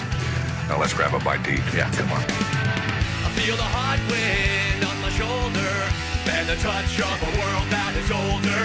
I hit the switch and check the number. I leave it on and then I slumber. I hear the rhythm ringing through it. Flamenco guitar and cumbia music. I hear the talking of the DJ. The travel listen, what does he say? I'm on a Mexican radio. I'm on a Mexican radio. Broadcasting live from high atop the J.P. White Building in downtown Roswell, New Mexico. It's Mornings with Mike Winters on 106.5 Roswell's Talk FM. Is that what I sound like when I talk? Now, here's your host, Mike Winters. And good morning. It is 6 minutes after 8 o'clock. Welcome to hour number 2. Los Dos. Of Mornings with Mike Winters, right here on 106.5 Roswell's Talk FM. Happy Tuesday. It's nice now. Yeah, it's like the calm before the storm. The wind will be picking up, and we'll get all the red flags and high wind warnings and all that kicking in here. About 10 o'clock, that's all going to start firing off, I think. Yeah. You know what I will say, though, about having all this dust in the air and all the brown and all that? It really makes you appreciate a crisp blue sky. Mm-hmm. Let me explain. We were coming back from. I understand it completely. We were coming back from El Paso. Mm-hmm. We were at, and I always hit this wall every single time I'm coming back from like Las Cruces or El Paso, right past Alamogordo, but just before Mescalero. Mm-hmm. You're in that kind of mountainous area, and you just hit this wall, and I'm just like, I just want to be home. Yeah. I just want to be home. But contrasted with that, and I even pointed this out to Roy, the sky above the mountain was so crisp blue, it almost looked like fake or like painted. It Yeah. was so just pure. And man, that was pretty. Yeah, that's like, of course, I think I've told this story in the radio. You know, when I was in the Air Force, my last year in the Air Force, that's when my wife and I met. Mm-hmm. She lived here. I lived in Alamogordo. So every weekend, one of us is driving. Right. Either I'm driving here or she's coming down to Alamogordo. Mm-hmm. And I worked midnights in the military. So I'd get off Friday morning at 8 a.m., and that's when my weekend started. Mm-hmm. Usually I'd come get off work. Generally, sometimes I'd nap. Sometimes I'd just go straight. Just Yeah. shower and get in civvies and head on to Roswell. Mm-hmm. But so I did that trip a lot, and I will tell you, when you are that stretch of road where you are getting into Mescalero before you get into Ruidoso and you're starting to drive into the mountains and you're seeing Sierra Blanca coming in. That is, to me, one of the most beautiful stretches. I remember driving it all the time and just think, especially when you get to the part where you see the church up on the mountain there and everything, and then the rock.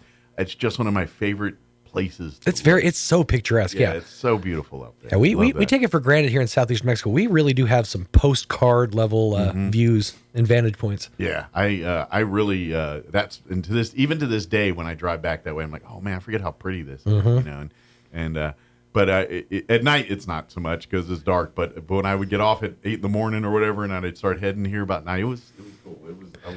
I enjoyed it. And one of my other traditions was generally as soon as you got into the Ruidoso, not the down. Well, I guess it'd be the down, but as you're coming in into town there, and they used to have that Bell's, and there was a Burger King like right there on your right as you're coming from Alamogordo into Ruidoso.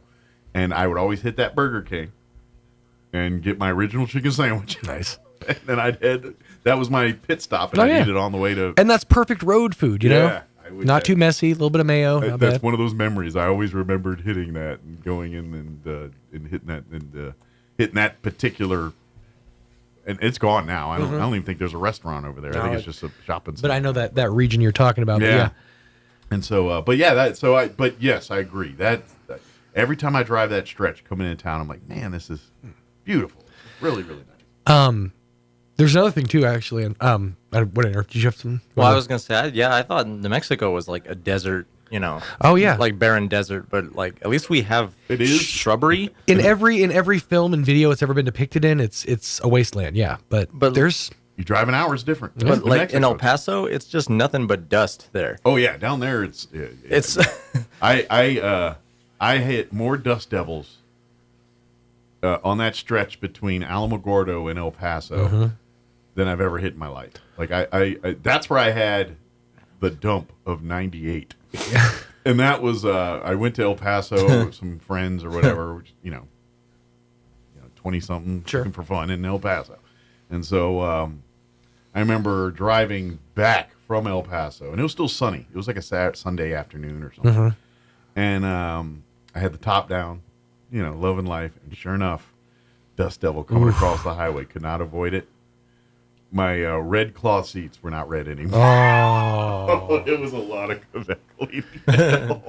Basically 2 months of hitting your seat and I seeing think the cloud. I had been maybe in a year and had kind of avoided. I was still relatively new to Nuevo Mexico, and that's when New Mexico said, "Welcome to New Mexico." let's show them what we got. Well, the way I described it to Sean was like a video game, like Grand Theft Auto, where you go to a different part of the world, and the lighting changes, like the weather changes for some reason. So it went like from Texas to New Mexico. It went from like red, orange, almost Mars-like, to just green. You can blue really see again. that weather. Yeah, when a couple years ago when my wife was there at the hospital in El Paso, and I was making trips, pretty on the regular. Oh, yeah.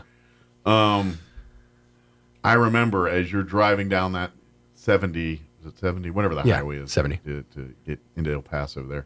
I remember being like 50 miles out, and you could see the storms because you'd see the mountain chain there in I guess El Paso, Mexico there or whatever.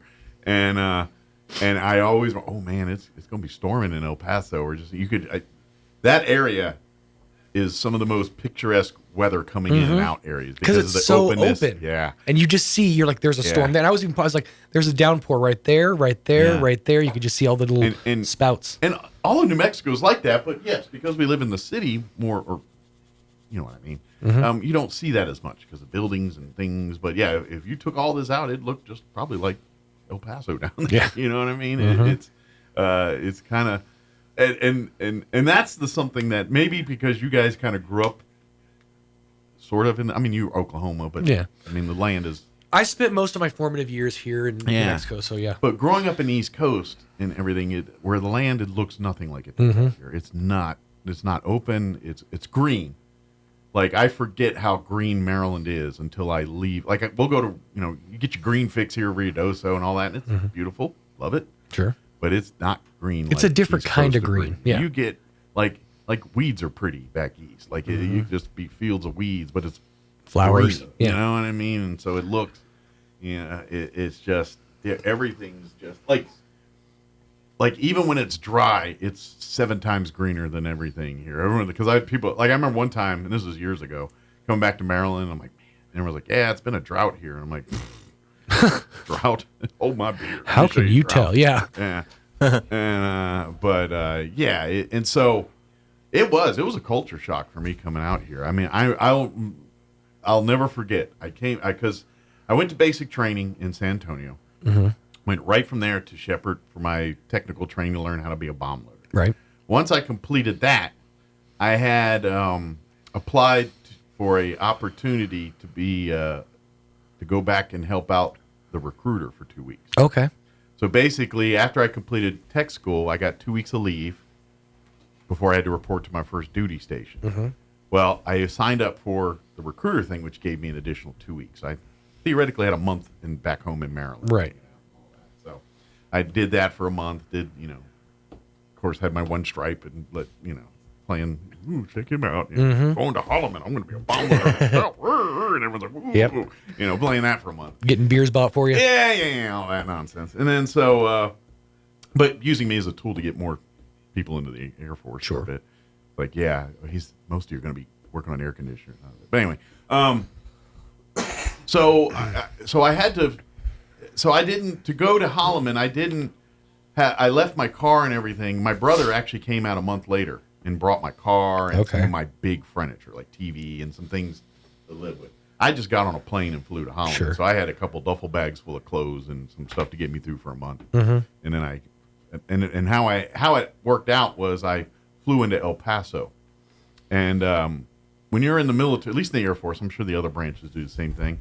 You have what's called a sponsor, is the term. And especially when you're a first duty station, whatever, because you don't know nothing. You don't know how life on a base is. Right. And you got some hints from being at tech school, but that's different than being permanent duty station. Mm-hmm. It's a different world. Anyway, so I don't know. And so I literally fly into El Paso, and I'm looking, and as I'm flying into El Paso and we're doing the landing pattern, I look out the window and see the brown, and that was the first moment, like, what the heck am I getting myself? Did we take a wrong turn and end up in Baghdad? What happened? I took a left at Albuquerque and ended up, but anyway, that was like the culture shock. Yeah. And then and then I landed in El Paso, and I ain't gonna lie, I saw that airport, I'm like, oh my God, I'm in Mayberry, because I know to folks around here, the El Paso airport might be size. Yeah. Compared to growing up in D.C. with TWI and all of that, El Paso airport is like Podunk Central. I'm like, do y'all even have a restaurant in here? I'm like, they got a place outside to tie up your donkey, I know now, hindsight, I'm like, okay. But back then, I looked, like the Roswell airport, that's how I looked at the El Paso airport. I'm like, oh, it's the same thing. Oh, this is really something here.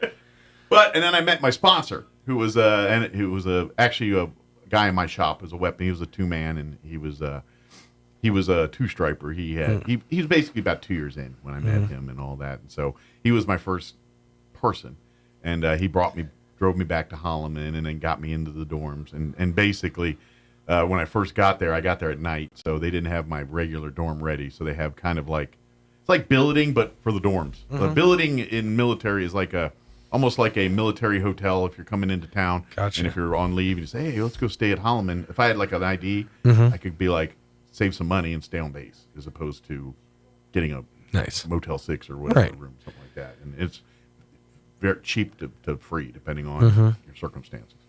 But anyway, they stuck me in the dorm version of that, which was not like base housing where they put you in a nice apartment or house. Right. I basically got a dorm room that was about this big, and it had a TV and 2 beds. And so I slept in that for a weekend. And then I got my first station, or my regular, which was basically the same room minus the TV. It just had the bed and a desk. And you don't need TV. Well, and that's, it was yeah, you're on your own, man. Right. You got a room. You got a toilet, you got a shower, you got play chow halls down there. You're good to go.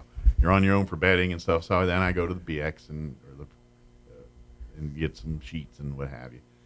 And then my brother showed up a month later with my car, with my TV. Going, what is going on? Where's all the green? And I actually put my brother up in the Satellite Inn there in Alamogordo, and he stayed there like 4 or 5 days. And it was because I was an airman who made $1,000 a month, and the Satellite Inn was about $30 a night, and it had a pool. Nice. and my brother's young, and he didn't care about things like cleanliness. Oh, yeah. You're not going over at things with a black light. They didn't even have black lights back then. I don't even know if that hotel, motel, or whatever it is still open in Alamogordo. It was the Satellite Inn, and it looked like something straight out of Sinatra 60s. It was clean for the most part. I mean, it didn't look like a roach. But no, I didn't peel back layers, but it didn't. It looked old, but it didn't look nasty. Right. It just looked old. That's fair. At the time. Sometimes old is a little better. It's got a little patina on it, you know? Yeah. But anyway, I guess our guests are here, so very good. We are going to talk to the folks from the Chaves County Extension Office. Not sure if it's all 3 or 1 or 2 or what do we got there? Not sure. I'll find out in a minute. It's like a behind door number 2. That's right. You never know what you're going to get. It's like a box of chocolates. Because I don't see anything. Maybe I've had a window right here, but I don't see till they walk in here. But we'll talk with the folks from the Chaves County, or folk is only one, according to Roy, from the Chaves County Extension Office. Get an update from them. Later on in the hour, we'll take care of news and Wall Street Business Update and whatever else we can come up with for this hour of the show. But before we do all of that, let's get you up to date on the weather, which, though it seems nice at the moment, it will not be nice as the day progresses. I'm meteorologist Steve Hamilton with your Pecos Valley weather. We've got a cold front headed our way, and that'll be causing very gusty wind today. A high wind warning in effect. Wind gusting at 55 to 65 miles an hour. We'll be in the upper 70s to low 80s and mostly sunny. Overnight, that cold front moves through. We'll drop into the upper 30s and low 40s. Still very windy. It'll be windy again on Wednesday and a little bit cooler, sunny, and low 60s. That's your latest forecast. I'm meteorologist Steve Hamilton.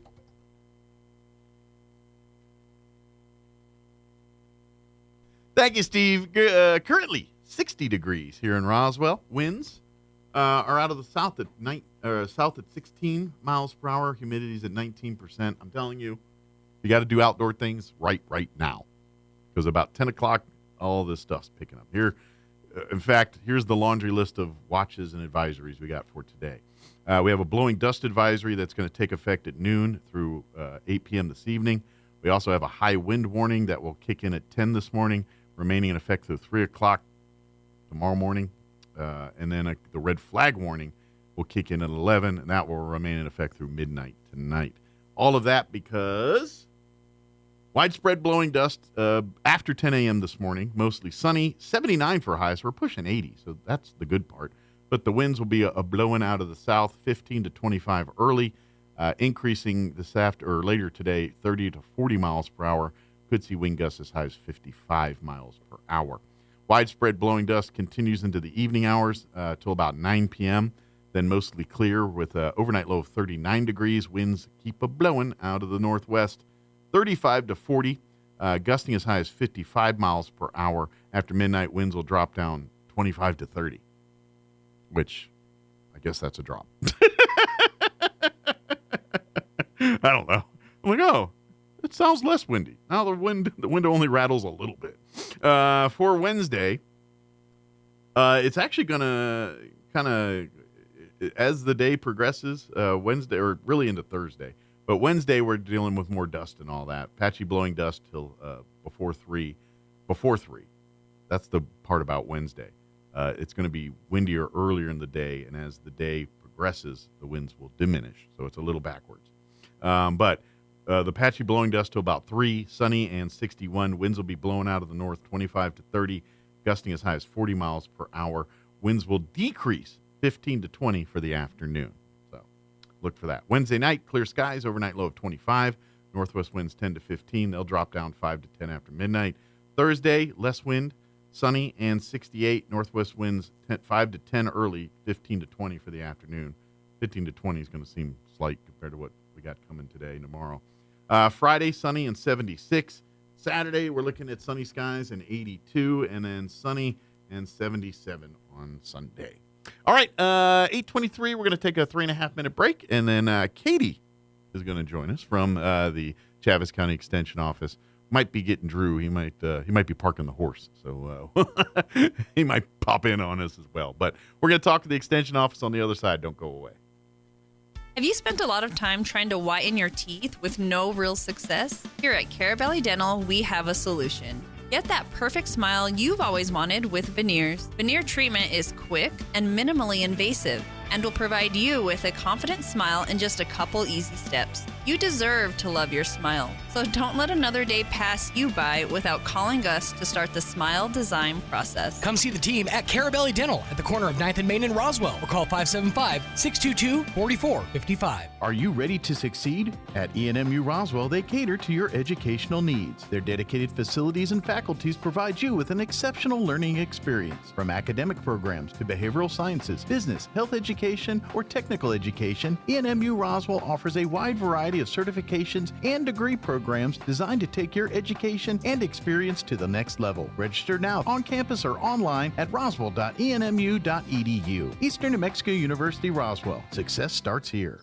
Chick Days are back at Roswell Livestock and Farm Supply, Friday and Saturday, March 21st and 22nd. Buy a 25-pound bag of Purina Start and Grow and get 3 free chicks, or double up and get 6 free chicks with a 50-pound bag. Plus, bring the kiddos because Runyon Ranch Petting Zoo will be there, and tasty treats from the So Delicious Beverage Buggy. Open 7 a.m. to 5:30 p.m. on Friday and 7 a.m. to 5 p.m. on Saturday at 1105 East 2nd in Roswell. Come take a peep at Chick Days, March 21st and 22nd at Roswell Livestock and Farm Supply.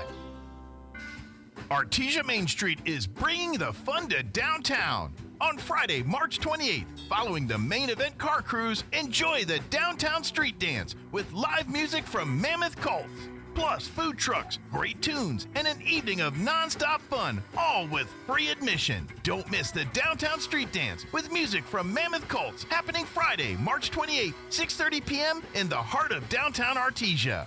Paid for by Artesia Lodgers Tax. Hi, Chef Anthony Noble here with the Valley Cafe at 801 West Brasher. We love serving you our delicious meals for lunch and dinner. The next time you're in on Monday or Tuesday, bring the family and take advantage of our kids' dinner special. With the purchase of an adult meal, you get a kids' meal for 20% off. That's right. Get the kids fed, save a little money, enjoy what I got cooking in the kitchen.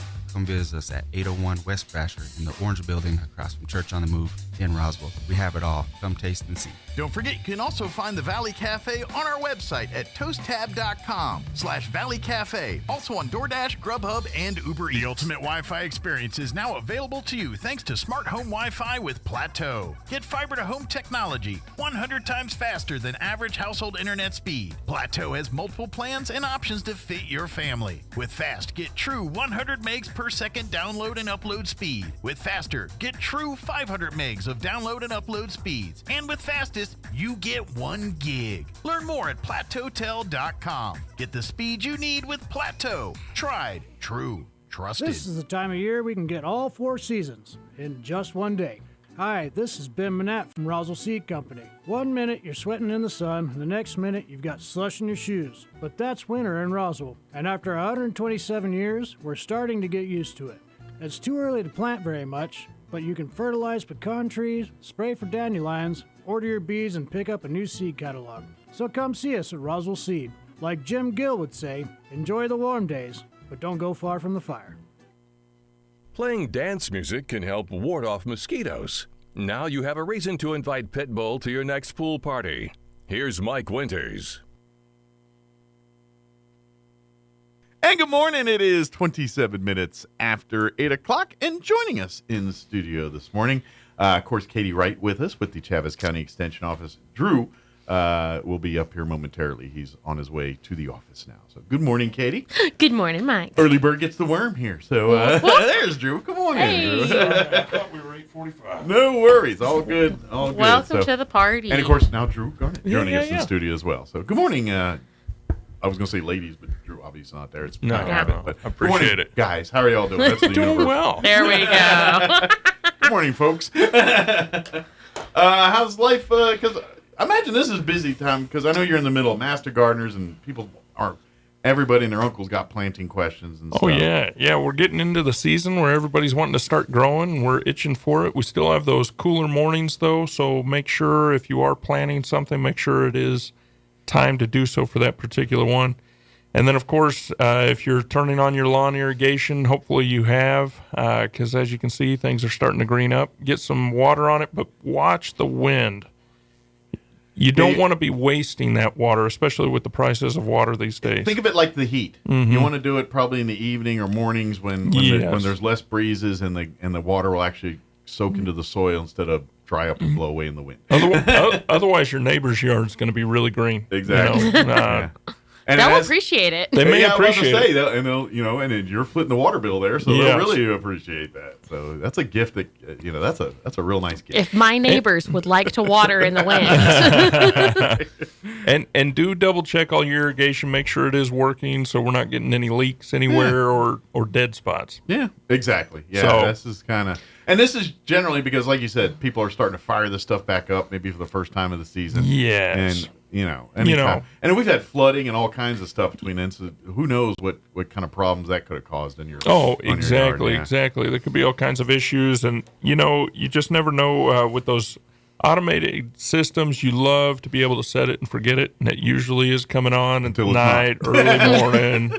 But double check that it is coming on. Well, and sprinkler heads and stuff, they do. They're going to pop up, and that one's going to be funky. Or it's not going to work, or it's going to be bursting. It's constantly on. That's what happens with these things. Yes, and even to the more high end, commercial versions, they do the same thing. That's it.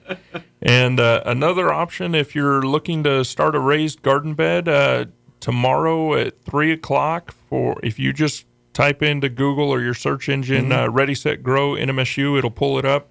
We're going to be talking about how to build and design a raised bed, and so it should be good information if you're interested in that. Excellent. So you can kind of use that to, maybe if you're thinking, I want to take my gardening and planting to the next level, here's some tips to kind of. That's it. It's like, all right, you got the 101. Let's hit you with the insider game stuff and on how the experts do it. That's the cool, and that's the beauty of the extension office through the gardening side. Like right now you're having your master gardener classes.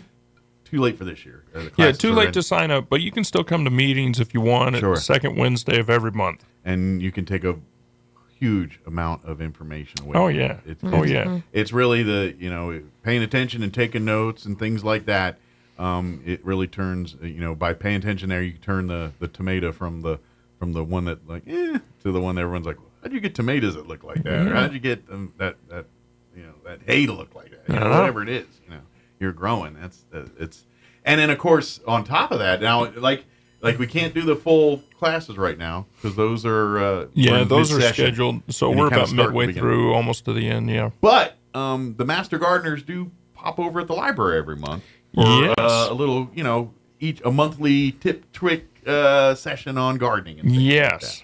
So we've got gardening at the library third Saturday of the month. And so this last one was on planting from seed. And so I hope you were able to make it. I heard there was a good turnout. So it was a great turnout. Yeah. Hopefully you planted the seeds to plant seeds. Yeah. But yes, if you missed those, come out. Like you said, it's what's Saturday again? Third Saturday of the month at the library at this Saturday 10 o'clock. Or was that last Saturday? That was last Saturday. Okay, I was like, last Saturday off. Are we on third? Because it's the third week. I know. It'll throw you off. It will. So, but we will do it here in April. If Yes. you missed it, it'll be that third Saturday in April here. Come on out and be. And in the meantime, you can always call the extension office, and Drew can get you all kinds of information or links to resources in the meantime. Very much so. You know, if you want to do your own reading and things, a lot of the stuff that they teach in the Master Gardener class, you can have links to some of that through the extension office. Yeah. Do some of the resources there. So we can satiate the appetite in the meantime to sign up for class. But in the meantime, definitely do that. So now I know, Katie, you got a whole lot going on the 4-H world. And Always. stuff. There's always. always a ton of stuff. Like, especially because this is like the calm before the big storm, right? Like, because fair season's going to be like, it's almost here. yeah, like the actual fairs, but like the kids and everybody, this is like the hard work time where they're doing there. But this is the heart of taking care of those animals. This is where they're learning. The show is kind of the fruit of the labor. Yep. The Big grand labor's finale. going on now. Yes. So that's kind of where you guys are at, right? Yep, we are picking out animals. We are prepping good places for them to live and all that good stuff for our indoor exhibits. They are starting on learning projects and crafting. We've got workshops going on all the time. Registration is still open. Now, this is the last time you'll hear me say this until October. Registration closes March 31st, Gotcha. and that is a hard set deadline. I would love to have 1 million new friends. So if you are interested, know someone who's interested, it's super easy.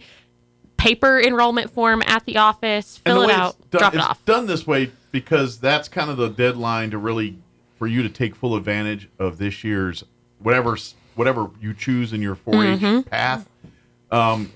Past that date, it's really hard to get the full experience. Yes. That's why we say sign up now. We want you to have enough time to learn all that you need to learn about your project to be successful. Sure.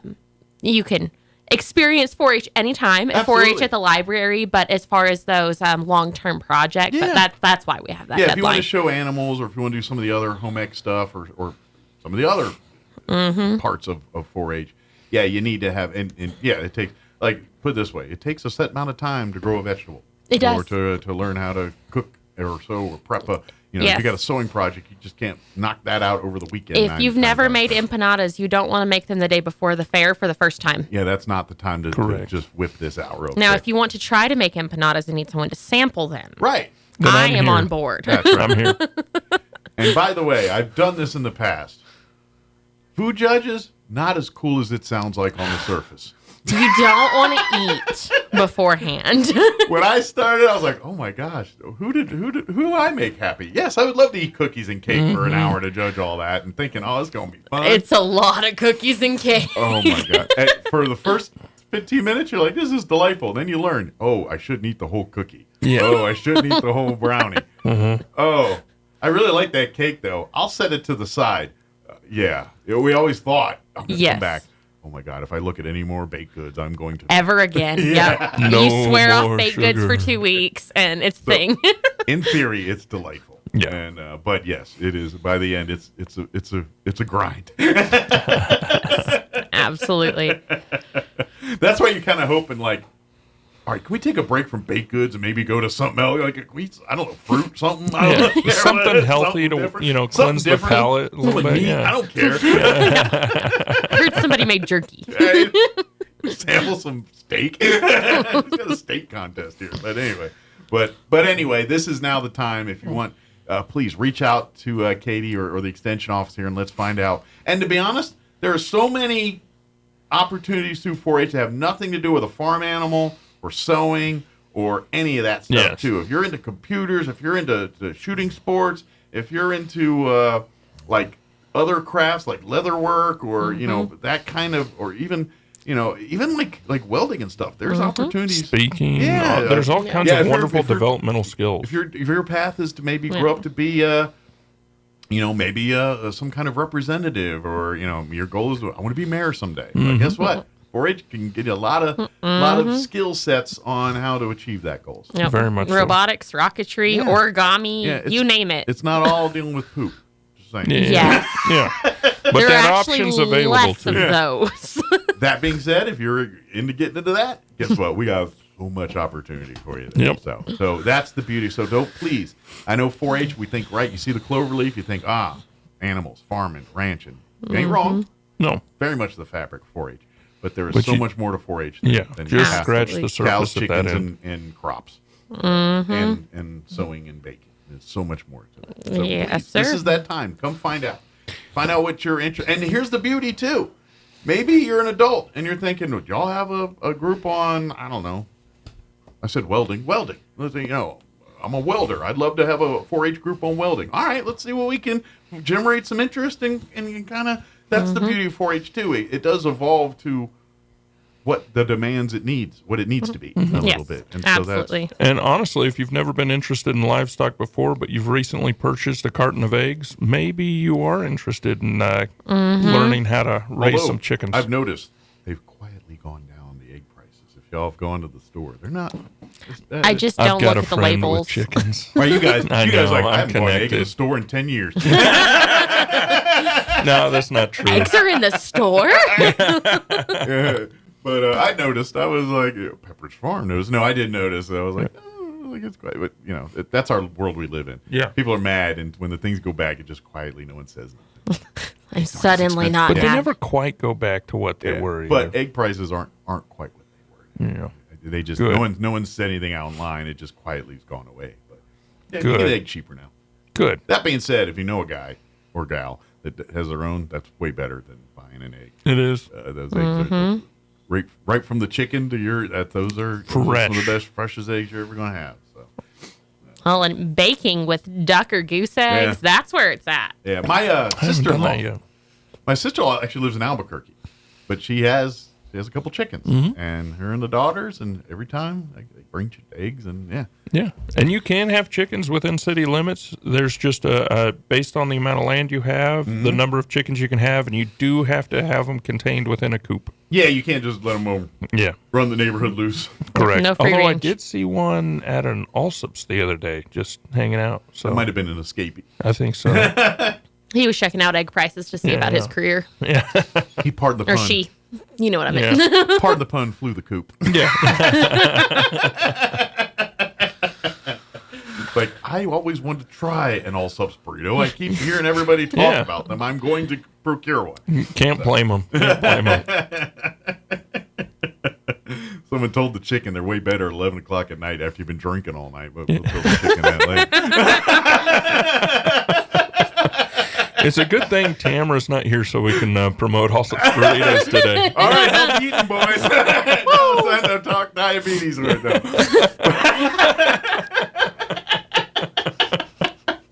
She's gonna. I can never cannot come here again. Yeah, can't Can't let 'em send be you guys alone. anywhere. Sorry, you guys are. Yeah. Sorry, Tamara. Kind that of. was all jokes. We all been there. Yeah. That's why we see you now, because we were doing that earlier.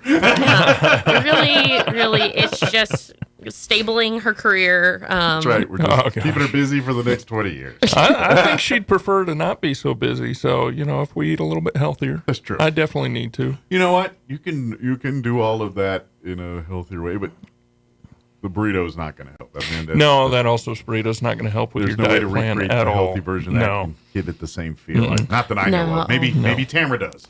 Okay. So, Tamara, when you come back and watch this, this is your next challenge. Although, in theory, it should be. I mean, it's beans and tortilla. These are pretty healthy. Yeah, well, and then they're deep fried. I was going to say, frying them in the pounds of grease is probably not the idea, but it started with bake them with good intention. Maybe. Air fry it. You can put anything in the air fryer. That's right. That's right. Put some cauliflower in it. Be fine.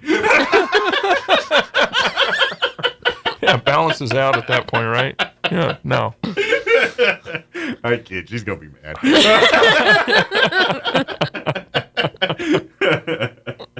She had a meeting this morning or something, not near radio. I'm hoping. Stay tuned. Yeah. But anyway, I didn't mean to. We were talking about 4-H. Is there more We 4-H were. stuff? Yeah, I'm sorry. It was too good of a joke to pass up. Okay. Well, So, I will 4-H ride Day the at the train there, library. too. I will go there. I will go down that rabbit hole. We love some good rabbit holes. So we have 4-H Day at the library in Hagerman this Wednesday at 3:30. We are talking about bees, beekeeping, life Excellent. cycle of a honeybee. So tomorrow. Yes. tomorrow. Tomorrow in Hagerman Library, 3:30, right after school. And that's another cool thing.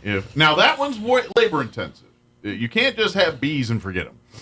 But if you like if you like eggs, your own honey's pretty nice too. Oh my goodness, there is nothing better than local honey. Well, and it's way healthier because that's why they always say like the benefits of honey when you get it from a local and have it in your like you go eating honey in Texas, delicious, but it's not having the same properties if you got it from here in Chavez County because of the bees that pollinate the flowers they use and pollinate. Guess what?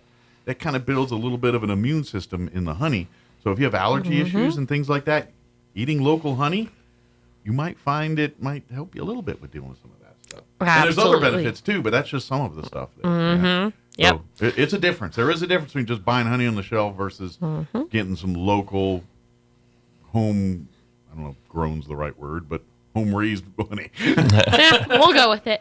So next month, this is one of those oddities of 4-H. Next month, we're talking about clowning. All right. Clowning is a 4-H project. So I am in the process of learning about clowning. And this has nothing to do with, like, dressing up as clowns and all that, is it? This isn't going to be on April 1st, is it? Yeah.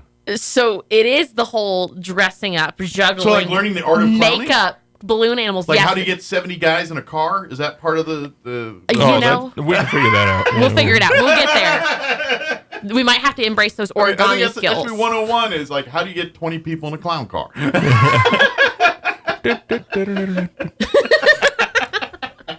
Well, that's kind of interesting. So that will be second Wednesday here in Roswell. So are you clown training right now? I am clown training.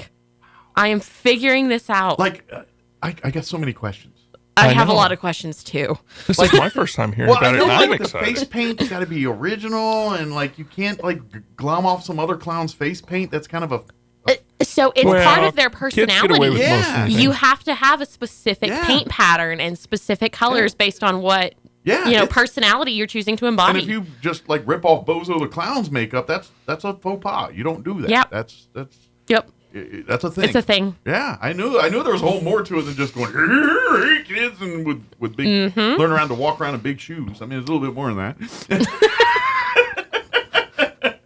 I mean, that's some of it. It's part of it. Those shoes are yeah. You don't want to be tripping. I mean, you can play that off only so many times as part of the clown act, Yeah. and then you got to actually navigate those shoes. But interesting. So how do people get involved with this one? Is there more to come as you get? So this is a 4-H day at the library. That means anybody can come visit us and learn about it anytime. So it is a 4-H project that someone who is a member can enroll in and submit stuff to the fair for. So we get more advanced into the clowning world. Yes. Take your clowning seriously. Man, if you need a pick-me-up, that sounds like a great day to be at the library. There's elements as I would like to. So I'm not sure what we're going to make because we always make something at the library, right? So this month when we talked about bees, we made candles out of beeswax. But I don't know what we're going to make. Are we going to make a clown costume? Or are we going to make a balloon animal? Or... I got it for you. Squirting flour. Okay. That's a tool bag 101 clown thing. The squirting flour.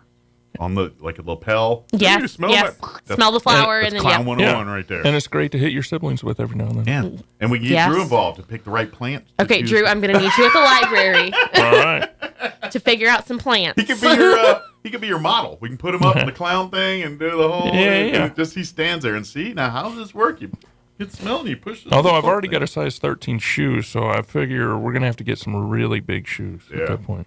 Well, we know some seamstresses.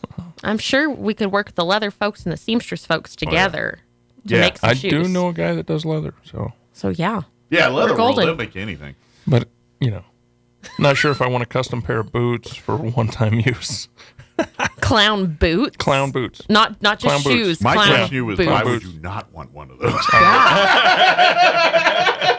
Because you never know. You know, I hear there's a demand in Chavez County for clowns for kids' birthday parties. You know what? There might be after this. There just might be. I mean, you know what?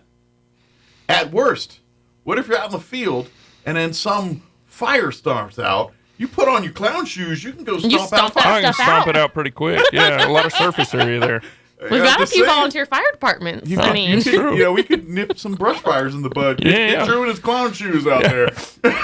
We need the boots.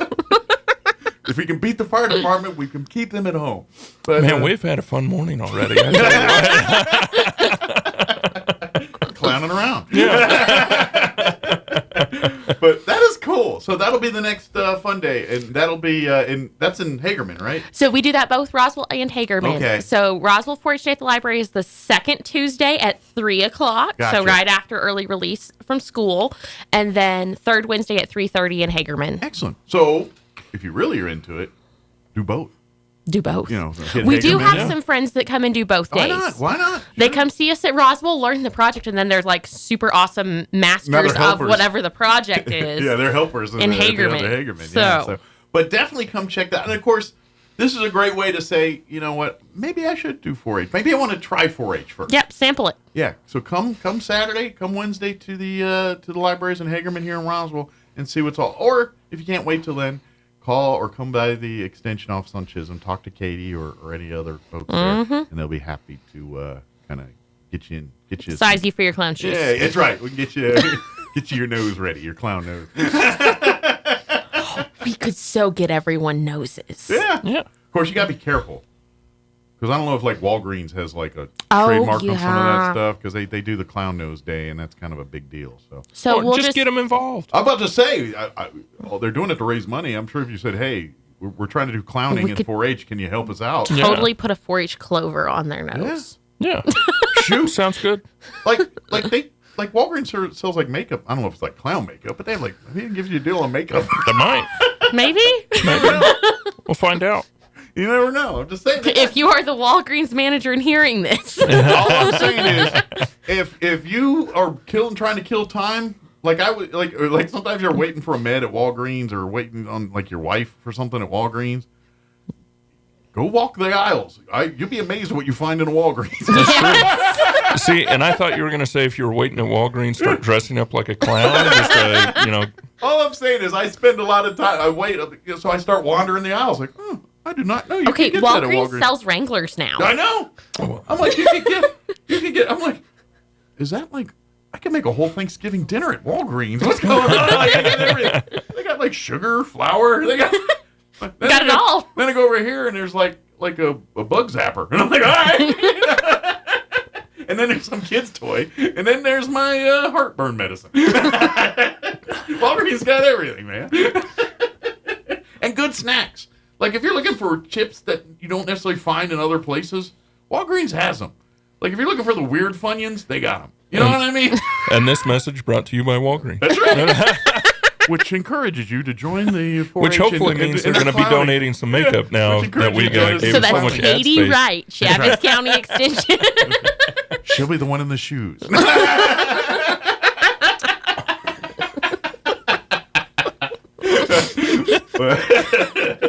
That's cool, though. Yeah. We're never going to be allowed to come without Tamara. Probably not. Probably not. Yeah.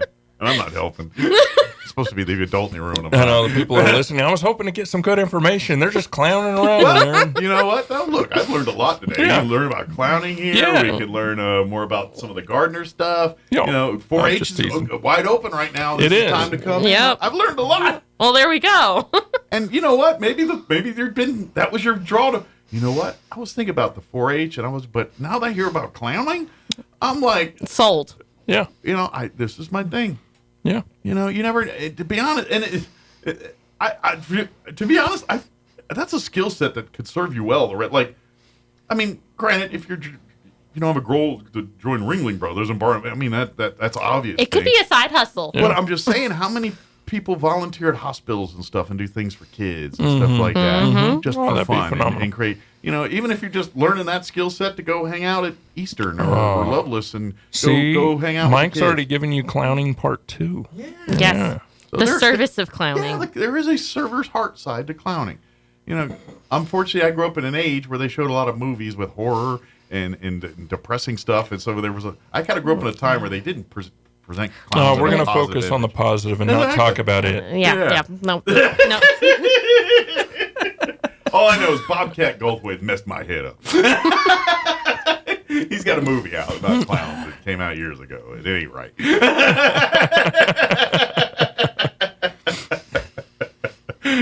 More like the burrito talk earlier. But anyway. But that is cool. So please come to the next ones here in Hagerman and, of course, in Roswell. Here on Saturday in Roswell. Wednesdays. Or Wednesdays in Roswell. Or I got it mixed up. It's Wednesdays in Hagerman, right? Wednesdays in Hagerman and Roswell. Oh, so second Wednesday is Roswell. I was thinking one was Wednesday, one was Saturday. Third Wednesday in Hagerman. There you go. Yeah. There you go. See. Third Saturday is gardening at the That's library. where I got the gardening's on Saturday. See? So that's where I got my head. That's it. So if you find us on Facebook, you can find all these dates super easy. Screenshot them, save them for yourself instead of being like, what were they rambling off about? Well, this is the beauty of it. Follow the Extension Office Facebook pages. It's all through New Mexico State. That's they're the I guess sponsoring partner. I don't know what the term you use. The overarching they're the ones that, affiliation. Yeah, there you go. They're the ones that are in charge of the program. Mm-hmm. And so you can find it through New Mexico State through there, and that way you can stay up to date on when the 4-H events are happening, or the Master Gardening, or which we're about to tell you about some of the home ec stuff that's going on, and the extension clubs that are also which we call adult 4-H is the nickname for that. So, but it's basically 4-H for adults. If you're into, there's a couple groups now, but if you're interested in starting your own group, Tamara can help you with that one. Absolutely. Very much. So the Extension Clubs are hosting a spring social. If you just want to come check out Extension Clubs. Learn about Extension Clubs. Learn about Extension Clubs. So that will be Saturday, April 26th at 10 a.m. So Saturday, April 26th at 10 a.m. You've got a date with the Extension Clubs. They're going to have all kinds of tasty treats, bunco, prizes, crafts, all the good stuff. We are asking for an RSVP for that date. So we have enough treats for everybody. Yes, exactly. We No want to RSVP, feed no you treats. well. So let us count. So that RSVP is due by April 18th. Okay, so you got, which in around this time, y'all will be like, oh, I ain't got to worry about it till 3 more weeks. Get it done now. Get it done. Yeah, get it Call done. the extension Put it office on your today while calendar. you're thinking about it. It's a 1-minute phone call. And It's fine. And let them get you reserved, and that way you ain't got to worry about it, and you just roll on in on the 26th. The other thing I have to note for our FCS side of the world is they are hosting an open workshop, sourdough for beginners. So sourdough is like all the rage right now. It's on the Instagram, the TikTok, the Facebook, all the things. I think it's come around. April 3rd. Yeah. Like, I remember in the 80s, when I was a kid, there was a sourdough revolution. And it was in the fast food industry. Like, everybody and their uncle had a sourdough burger of some kind. That's true. I didn't even think McDonald's had one, but I know like Burger King, Hardee's, which I don't think you have those around here. Yeah, Carl's I think the Jr.'s, closest all of ones them were which Hardee's is Carl's Jr.? It is. I It's mean, the it's same. You essentially go east, there's yeah, Hardee's. they changed it to Hardee's. Carl's the same. Yeah.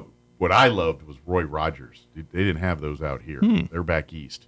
They're fast food, but it's Roy Rogers, the actor, cowboy. It's Roy Rogers. It's his business.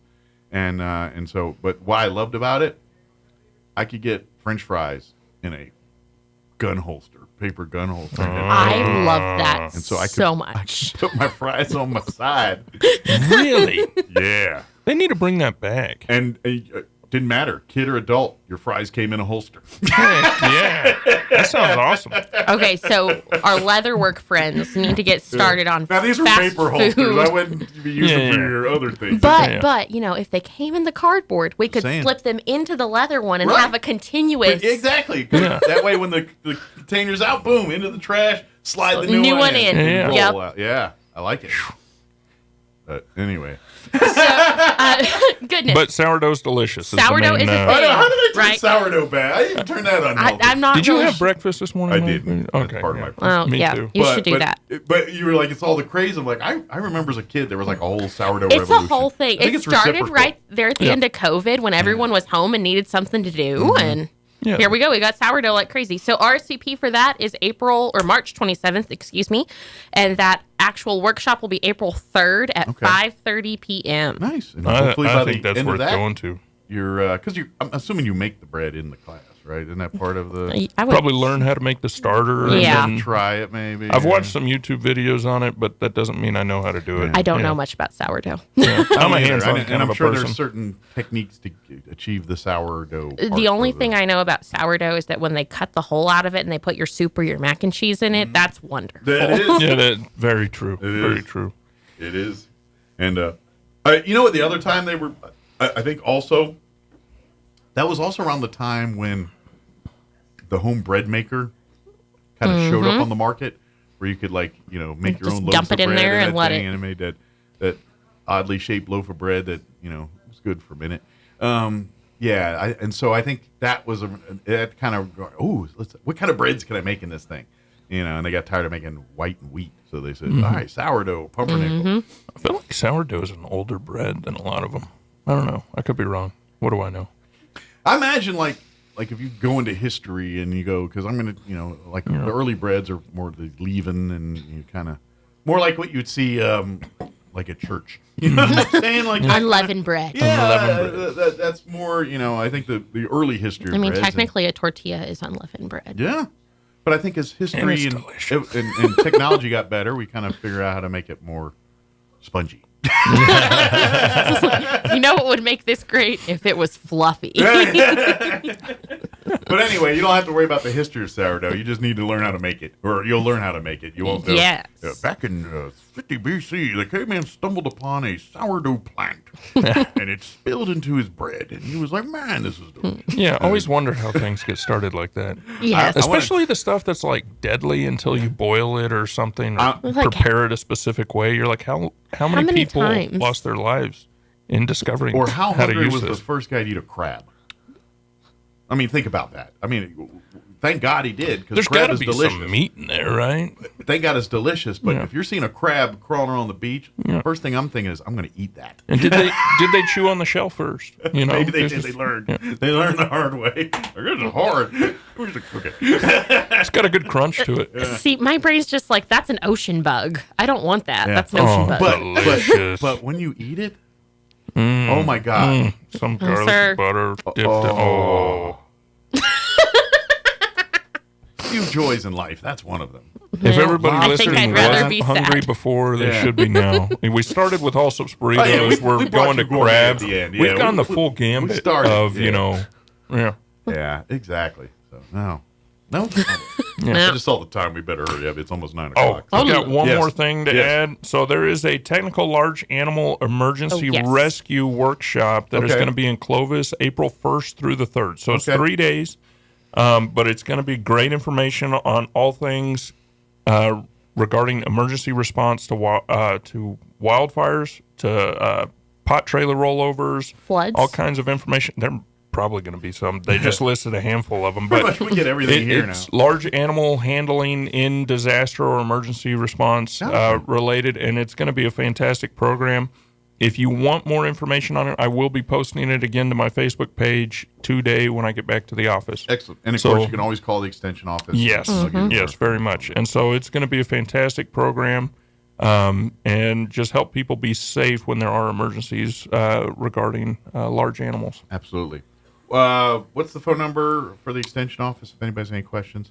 575-6. I always have to look at the number. I know. Again, you don't call it. You don't. I never call 622-3210. I remember Katie's first time we put her on the spot. Now so she's the one. I got this now. Yeah, she's on it now. I'm not going to lie. At one point when I first started, I gave the number for Roswell Wildlife Services because I was utilizing them so much for different wildlife issues that people were dealing with. I've given my own phone number out. I've given it all. I'll just realize, no, that's not the number I'm supposed to give you at all. That's my home cell. Don't use that one. Please don't call that one. That's my wife's number. Don't call her. So call the extension office, Katie. That number one more time. 622-3210. And of course, come by on 200 East Chisholm. Yes, sir. Suite 4. Suite 4. And then, of course, like I said, look for Chaves County Extension on Facebook. It's under New Mexico State University. Yes. But if you type NMSU 4H, something like that, it should pop up. They'll all show up together. Yep. Absolutely. Well, thank you guys. Thank you, Mike. And we did get a lot out there in between all the other stuff. We did get. We had some quality entertainment this morning. Morning. Oh, yeah, they were talking about burritos. That's right. And clowns. Master Gardening class on Saturday. And hopefully for the ad space, Walgreens going to donate some makeup. Yeah, we'll find out. We'll find out. Come on. Bring them noses, man. Thank you, guys. Thanks, Mike. All right, 901, you're listening to 106.5 Roswell's Talk FM, KEND, or Roswell, New Mexico, News in Progress. An area midwife charged with the illegal performance of an abortion, a second-degree felony, as well as practicing medicine without a license. Hungarian lawmakers passing a law banning so-called pride events and allowing authorities to use facial recognition software to identify attendees. The measure passing with a vote of 136 to 27. On Wall Street this morning, stocks are lower. The Dow is down close to 300 points, while the Nasdaq is off 348. More on these stories at townhall.com. Here's an important message from the Diabetes Solution Center. Do you like pricking your fingers to test your blood sugar levels? No one does, but it's important to maintain your health. And now, by wearing a small remote device called a continuous glucose monitor, or CGM, you don't need to prick your fingers anymore. It's easy to use and helps you make more accurate diabetes treatment decisions. If you are testing your blood sugar 3 or more times daily, injecting insulin, or using an insulin pump, call the Diabetes Solution Center right now. And if you have Medicare or most major insurance coverage, you may be able to get a new CGM at little to no out-of-pocket cost. Shipping is free, and we'll even bill your insurance company for you. If you are testing your blood sugar 3 or more times daily, injecting insulin, or using an insulin pump, call the Diabetes Solution Center right now to learn how to end the painful finger sticks and get your own continuous glucose monitor, or CGM, at little to no out-of-pocket cost. Despite U.S. assaults last weekend, Yemen's Houthis insist they'll keep on targeting Mideast shipping. President Donald Trump has launched a new campaign of intense airstrikes targeting the rebels, and officials say the strikes were carried out against more than 40 targets and more are planned. Trump on Monday explicitly linked the actions of Yemen's rebels to Iran, warning Tehran it would suffer the consequences for further attacks by the group. Abdel Malik al-Houthi warns the American and Israeli aggression against his country will, he says, push us to confront the escalation with additional escalatory options. I'm Charles Philippes. Poland and 3 Baltic nations say they want to withdraw from an international convention banning anti-personnel landmines due to the growing threat from Russia to frontline NATO states. The defense ministers of Poland, Lithuania, Latvia, and Estonia say they want out of the treaty. News and analysis, townhall.com. It's a big deal in the beverage industry. Pepsi pays a bundle for upstart brand Poppi. The acquisition gives PepsiCo a fast-growing brand in the popular functional beverage category. PepsiCo said the transaction includes $300 million of anticipated cash benefits, bringing the net purchase price to $1.65 billion. Poppi was developed in 2015 by Allison Ellsworth, who loved soda but was tired about how it made her feel. Ellsworth mixed fruit juice with apple cider vinegar, prebiotics, and sparkling water and sold it at farmers markets.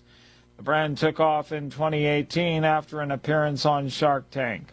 Keith Peters reporting. Tesla stock taking a beating after China Energy and auto giant BYD unveiled a super-fast EV charging system. Says it's almost as quick as a fill-up at a gas station. More on these stories, townhall.com.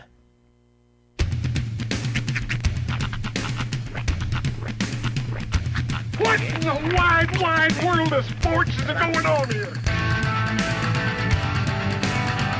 I promise you, whatever scum did this, not one man in this force will rest for 1 minute until he's behind bars. Now let's grab a bite to eat. Yeah, come on. I feel the hot wind on my shoulder and the touch of a world that is older. I hit the switch and check the number. I leave it on and then I slumber. I hear the rhythm ringing through it. Flamenco guitar and cumbia music. I hear the talking of the DJ. The travelers said, what does he say? I'm on a Mexican radio. I'm on a Mexican radio. Broadcasting live from high atop the J.P. White Building in downtown Roswell, New Mexico. It's Mornings with Mike Winters on 106.5 Roswell's Talk FM. Is that what I sound like when I talk? Now, here's your host, Mike Winters. And good morning. It is 6 minutes after 9:05. Welcome to hour number 3. Tres inviernos of Mornings with Mike Winters, right here on 106.5 Roswell's Talk FM. Happy Tuesday. Yes, welcome to it. Tuesday is the day. Monday's slightly younger, slightly hotter sister. Yeah. And more windy. And a whole lot windy. And a whole lot uglier today, yeah. The wind will be blowing. Indeed it will. We're used to it. Yeah. We are wind experts. It's kind of interesting, though, in like the mid-afternoon when you kind of see the pillars of the brown just blowing in. You're like, oh, it's coming. And it's on the horizon. I'm going to issue an apology right now. Because my guess is it's going to be dustered and all giddy out. Yeah. And yeah, the probably. reason why? My wife washed my Jeep. You know, that's a real good point. So I would like to apologize because the dust today is going to be bad because my Jeep has been washed. I even pointed it out to her. I'm like, she's like, he won't wash it. I'm like, that was a bad Kim impression, by the way. You got to do the Mike? Mike? He won't wash it. But I said, yeah, because it's got a patina on it. You know, it's got a healthy layer of protective coating on it. Dirtina is what I call it. Dirtina, exactly. And now that you've washed that away, I feel like you're going to get a lot more damage for the paint job. Yeah. Got to sandblast you. That's right. It was protected with the creamy dirt. Yeah. But you know the rules. I wouldn't be surprised if it pours down rain today, everybody. To be honest. I know I'm not calling for rain. No. But I washed my truck, or my Jeep was washed. I would absolutely take it. It would tamp down some of the dust. Prove your point. Yeah. And that's all that matters. Prove my point. But yeah, so if it does, it's probably my fault. Mm-hmm. Blame Mike. That's right. Blame me. Mm-hmm. Or I guess Kim. I'm already we've had a history on this show where I'm gonna say we. It's not all me. Sean's helped. We've willed deaths into existence. Yeah. We've had some of these, and so I apologize. I'm not taking credit for Gene Hackman, although I feel a tinge of guilt with Gene Hackman. This is why. Okay. So, a couple weeks ago, just a Sunday night like any other, just diddy bopping on my Twitters, and I see a post from a person I regularly follow on Twitter. Sure. And said that in honor of, it was something naval, of honor of something. Well, were we doing something with boats or something? Kind of. I'm trying to think what would have happened last month. Some kind of something we're celebrating. Naval vessel of some type. I'm not sure. Birthday. Anyway, something happened like that. It's like the anniversary of something. Something. I don't know. But he was like, "Well, in honor of this, I've put together a series of movies I'm going to watch, and it was all naval kind of. Hunt for October was on there, and so he was like, any suggestions?" So I went and found a GIF of Gene Hackman from Crimson Tide. Okay. And I shared that saying, Crimson Tide, classic movie. I wake up the next morning. I literally put that before I went to bed that Sunday night. I saw it. I was scrolling before I went to bed. And then I put that in. And then I woke up to toilet scrolling because that's what I do. Sure. I go to bed, toilet scroll, wake up, toilet scroll. Of course. It's a bookend to a good night's sleep. That's right. And the first thing I open up when I toilet scroll is Gene Hackman died. And I was like, I just recommended this movie. And I literally went back to the post and said, dude, I am so sorry. When I shared this, I had no idea he was going to die overnight. Know. And then he liked that response. But I was like, so there was a minute there. I was feeling a little guilty about Gene Hackman. Can I put your mind at ease a little bit? Sure. It sounds like he had been dead for a couple of weeks. Probably right. By that point. So I think you're okay. I was in Santa Fe a week. Who do you think put that banana peel there? Man. Somebody had to slip on something. I was feeding dogs. I didn't know they were free. Just kidding. Too soon, I'm sure. But, no, I think enough time's passed. It's fine. It feels right. But I did. I felt for a minute there. I was like, why does this happen to me? It seems like every time I talk about somebody, they die the next day. Although it's so funny to me whenever you see like two celebrities, who kind of just go back to back. Everybody always has that question. It's like, and it's very morbid, but who's going to be the third? Oh, I do that every time. Yeah. When I hear 2, I'm like, uh-oh, they come in 3s. Who's the third one? And I don't know if we ever got our third on that one. I mean, at least we've stopped paying attention. I think if you look and you could find a 3. Just maybe a third might be a little less obscure. Now I'm trying to remember because it was we discovered Gene Hackman was dead on the same day that somebody else passed, wasn't it? I'm blanking. But if I remember correctly, Hackman was the second. I know his announcement of his death came out shortly before the Oscars. Okay. Because everyone was talking about where they're going to. It was like a week before the Oscars. I feel like. Let's see what I can find on the old Twitter. No, that's not it. Was he doing no? Huh? Oh, the Ice Princess girl? I don't know that. Okay. Oh, that's right. Michelle Trachtenberg. Yeah, that's what it was. Oh, she died. Yeah, Yes. That's what it was. Oh, because you say Ice Princess girl, I think Eurotrip when I hear her. He's too young. Yeah. Anybody my age would just go, Harriet the Spy. Yeah, I'm too old for Harriet the Spy. But Eurotrip, right there in the middle. Tommy Davidson. No, I got no idea. I'm still reeling from that was him in Ace Ventura 2. Did you go watch the clip? No, I didn't. I've seen it enough times. I just never put that together. It's him. That was him. It's Tommy Davidson. He was also in Booty Call. He was him in. I remember him in Booty Call. Was that Shawn Wayans with him in that one? Or Marlon Wayans. It was one of the Wayans. Yeah, I think it was Marlon. No. Booty Call was Shawn Wayans. Shawn Wayans. Okay. Yeah, it was him. And I think David. Weird part is he's by himself. I know. Sometimes you hear voices coming from the Roy room, and you got to wonder what's going on in there. Well, that one was not radio friendly. That was not. Hopefully, it didn't get on the mic. But I heard it. But anyway, yeah, I feel like David Allen Greer's got a small part in Booty. It's been a minute since I've seen Booty Call. Stop saying Booty Call. Your wife's listening. I didn't name the movie. Kim Wayans is in that movie, isn't she? Yeah, speaking of Kim. I feel like I think so, yeah. I feel like Kim Wayans. I almost typed Booty Wayans. She's not. I think she's like not one of the main stars. She's like one of the side characters in the movie. But I feel like Kim Wayans is Jamie Foxx, Tommy Davidson, yeah, Vivica A. Fox. Maybe it's Jamie Foxx and Tommy Davidson. I'm thinking of not Shawn Wayans. Yeah, you're I think right. it was Jamie Wayans Foxx. isn't in here, is he? No. It's Jamie Foxx. Yeah, it is. It's been a minute. Bernie Mac's in this. Oh, that's right. Bernie Mac has this. The Late the Great. I think that's pretty much it. People you recognize. You know, one of my favorite Bernie Mac movies is Mr. 300. Do you remember that movie? Okay. I love that movie. So it was. There's a Family Guy joke that references that. Yeah. He was talking about Brian was talking about how dumb his girlfriend is. Yeah. And that she likes bad movies. And he said, "Okay." He's on the phone with her. He's like, "Okay." So I know it's not a popular choice. The DVD is right side up. It does say Mr. 300 in the DVD tray. I like Mr. 300. I liked Mr. Baseball too with Tom Selleck.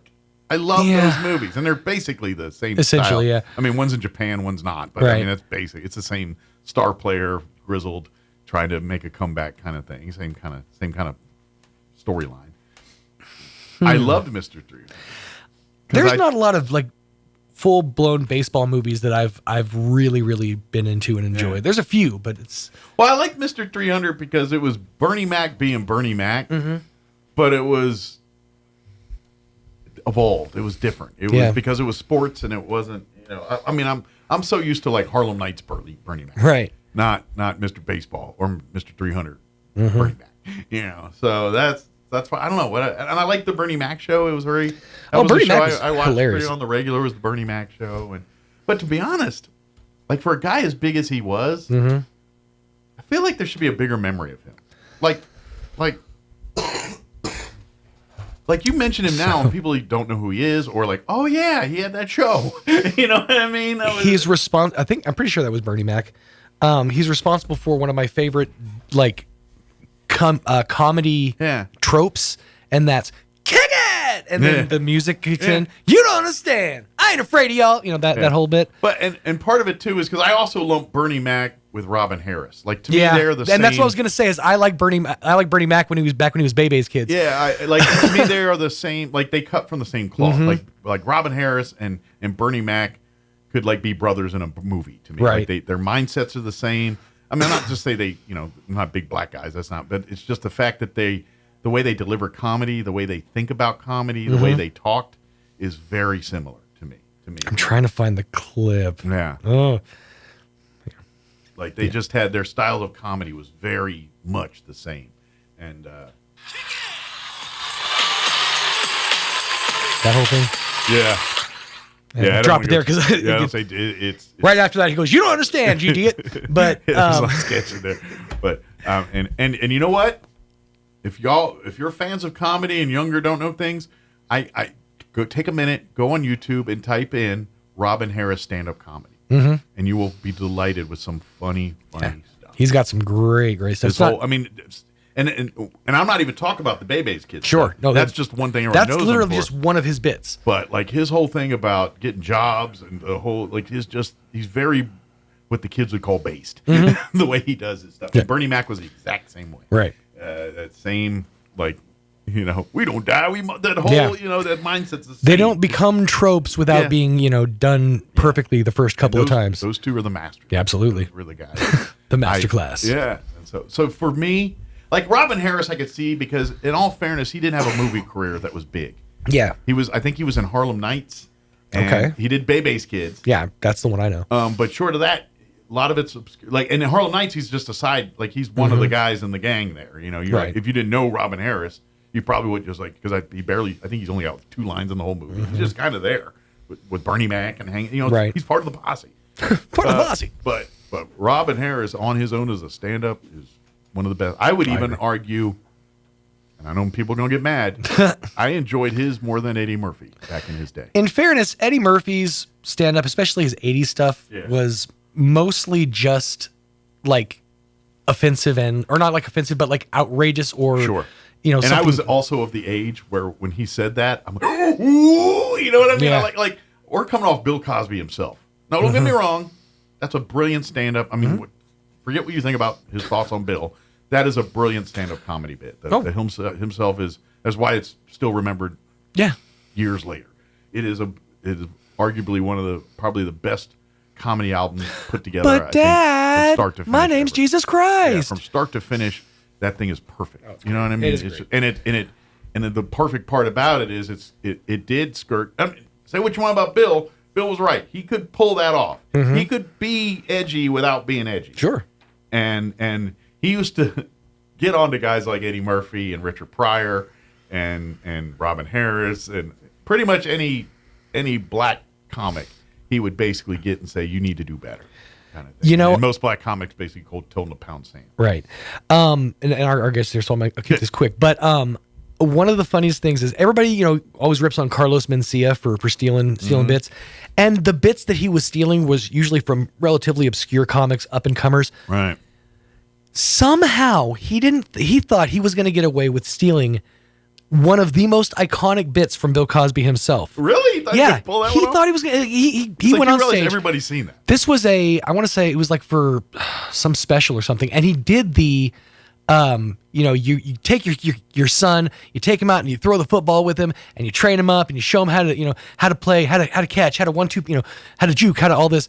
And then, you send him off and you're there at every single game and you're rooting for him. And, he makes it to the finals or to the big leagues. And he finally gets to the Super Bowl and then he wins the Super Bowl. And then afterwards the interviewer says, what do you want to say? And he looks at the camera and he says, "Hi, Mom." Right. That's a whole Bill Cosby bit. That is the literal Bill Cosby bit, and Mencia stole it almost. I think a few of the lines are different, but delivered the same way. Yep.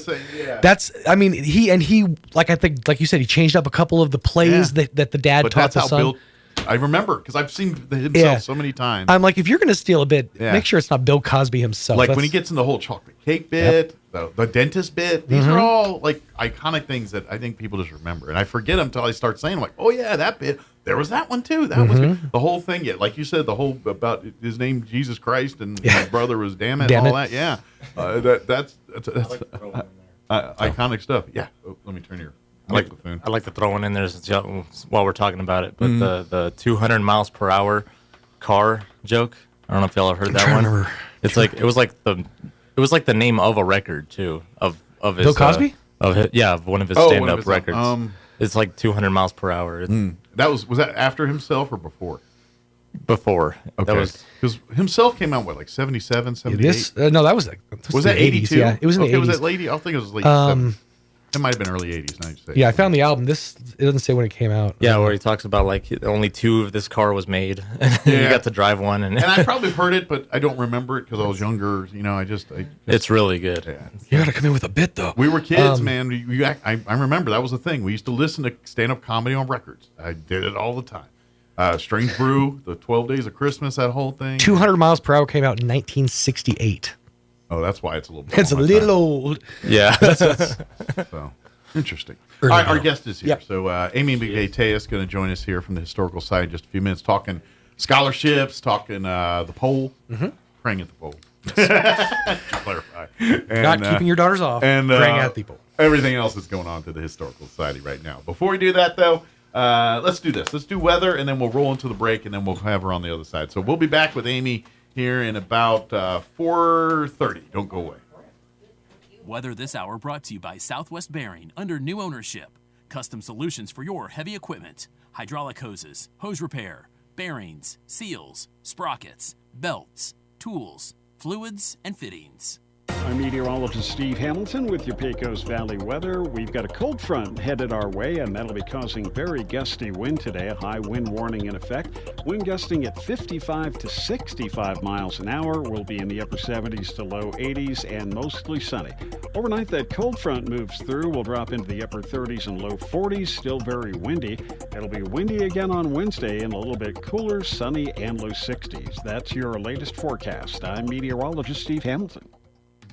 The need for American-made energy is forecasted to increase by over 50% over the next couple of decades. Coyote Willow Energy Park is a resilient, clean, and affordable solution to this increasing demand being planned in Chavez County. Join us at the Coyote Willow Energy Park Open House to learn more about the role Chavez County can play in meeting the need for an increased supply of reliable domestic energy. The project will provide a significant amount of new local job opportunities, millions of dollars of new local tax revenue, and local investments. Plus, it helps lower greenhouse gas emissions and improves grid reliability. It's a win for the local economy and the future of Chavez County. Stop by the Chavez County Joy Center in Roswell on March 27th between 5:30 and 8 p.m. Meet the team, ask questions, and discover how Coyote Willow Energy Park is powering a brighter future for Chavez County. Visit www.coyotewillowep.com to learn more and RSVP. Do you know what the hardest part of dealing with the roofer is?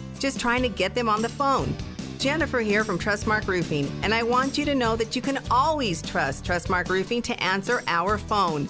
Need a free roof inspection? Just call us at 575-755-ROOF and we'll answer with a live person, a real human being. Have a roofing project already going with us and need to discuss it? Just call 575-755-ROOF and we will answer the phone. No answering machine, no voicemails, and no weird robot automated attendant. That's because at Trustmark Roofing, we're all about relationships and treating people right. That's true for customers and vendors and insurance companies and employees. Anyone and everyone who comes in contact with our company.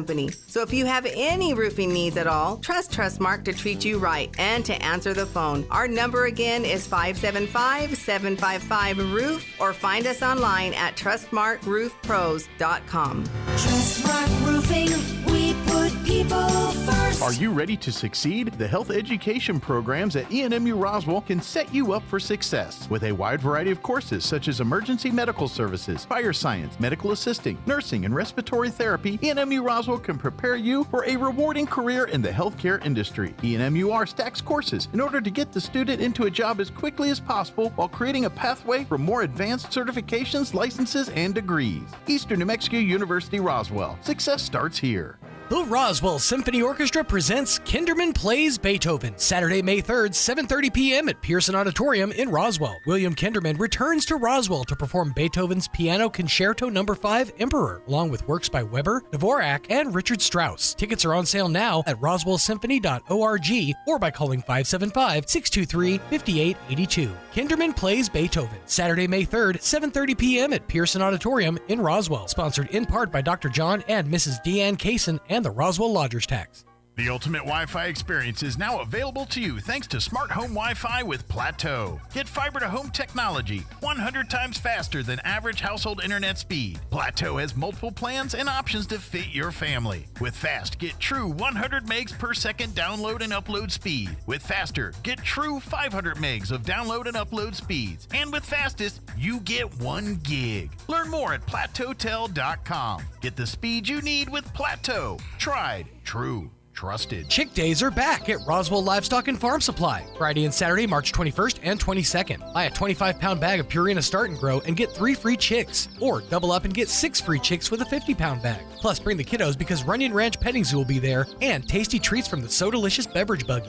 Open 7 a.m. to 5:30 p.m. on Friday and 7 a.m. to 5 p.m. on Saturday at 1105 East 2nd in Roswell. Come take a peep at Chick Days, March 21st and 22nd at Roswell Livestock and Farm Supply. You are 13.8% more likely to die on your birthday. Think about that the next time you want to celebrate your birthday month. Here's Mike Winters.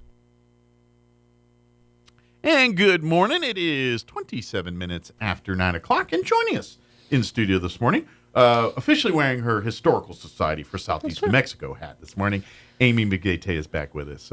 But I'm not going to lie, we may slip into Leadership Roswell or whoever knows. It might happen. But we're here to talk Historical Society this morning. Good morning, Amy. Good morning. Good morning. But I'm not going to lie. We may slip into Leadership Roswell Character or counts or Youth Challenge or any other thing. It might happen. That's right. But, of course, first off, I know it's not like on the surface, it may not seem, but to be honest, this is a very busy time of year for Historical Society. We're in the midst of the fourth grade tours. We just completed those. We just completed those. The weather only got to us for one school, which is not well, bad, actually a couple of schools. So we're going to make it up and we're going to do a little something. But for everybody that supported our fourth grade school tours. It just gets better every year, and I didn't want to say this until it's done, and now it's pretty much done. You don't want to jinx anything. We had such a great response. We had a little girl come. I love when I see a Monterey student calling our museum at 3:05 because they had the tour that day, and I said the first applicant gets a gift, and they're there at the museum before 3:30 with her brother saying, this is the best trip ever. So we're impacting lives. We're celebrating history. And Mike, I was just talking to you off the radio. If some Debbie out there thinks we're not doing things and impacting lives, I think you need to show up at the museum more because we really are. Yes. Anybody that says that that's not enough going on, or you should do this, going on, or we should do things that, different. Then guess what? Make a trip on down, and you know what? Come be a part of us. Come volunteer. Come work in the archives. Come work as a docent. Come work on a committee somewhere. Come serve on the board. Whatever it is, we couldn't be more proud of our board. Yeah. And I think that we as a board are evolving, and we want to be better, and that's what's going to make us better. Sure. And our leader Jason Garcia is right there to make us better. But I can't be more proud of what we're doing. And we have a unique mission with the Historical Society. It's one of these things because what we do is important. We're preserving history. We're recording history. We're trying to keep history around so the next generations have it here. It's a very important mission, in my opinion. It's something that's but here's the deal.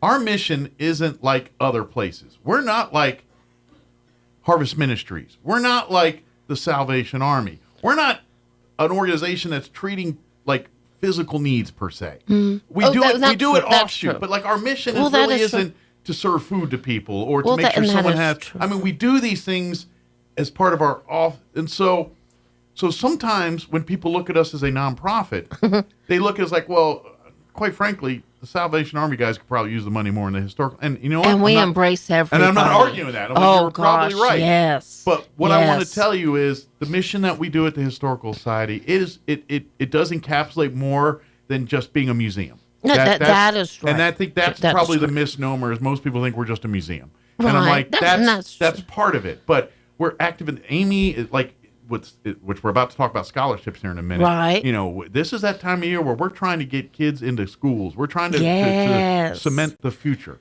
When the light bulbs come on with the little fourth graders and a little kid, Mike, says, I never realized apple juice came from an apple. Yeah. exactly. Or That's how little butter's things, made, or like. but you know what? It's a little thing that evolves into something great, validating.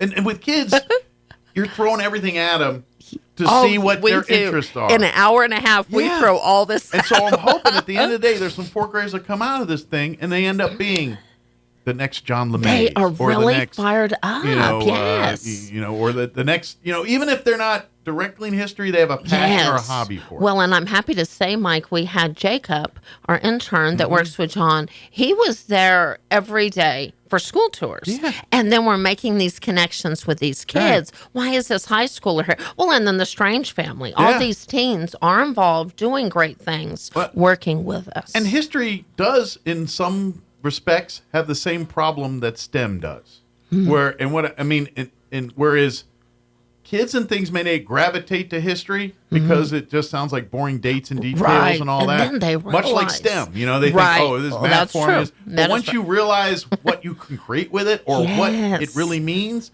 then history's everybody. It's and that's really that's what we're doing. History is not, on 1776, a bunch of old people signed a document. It's more than that.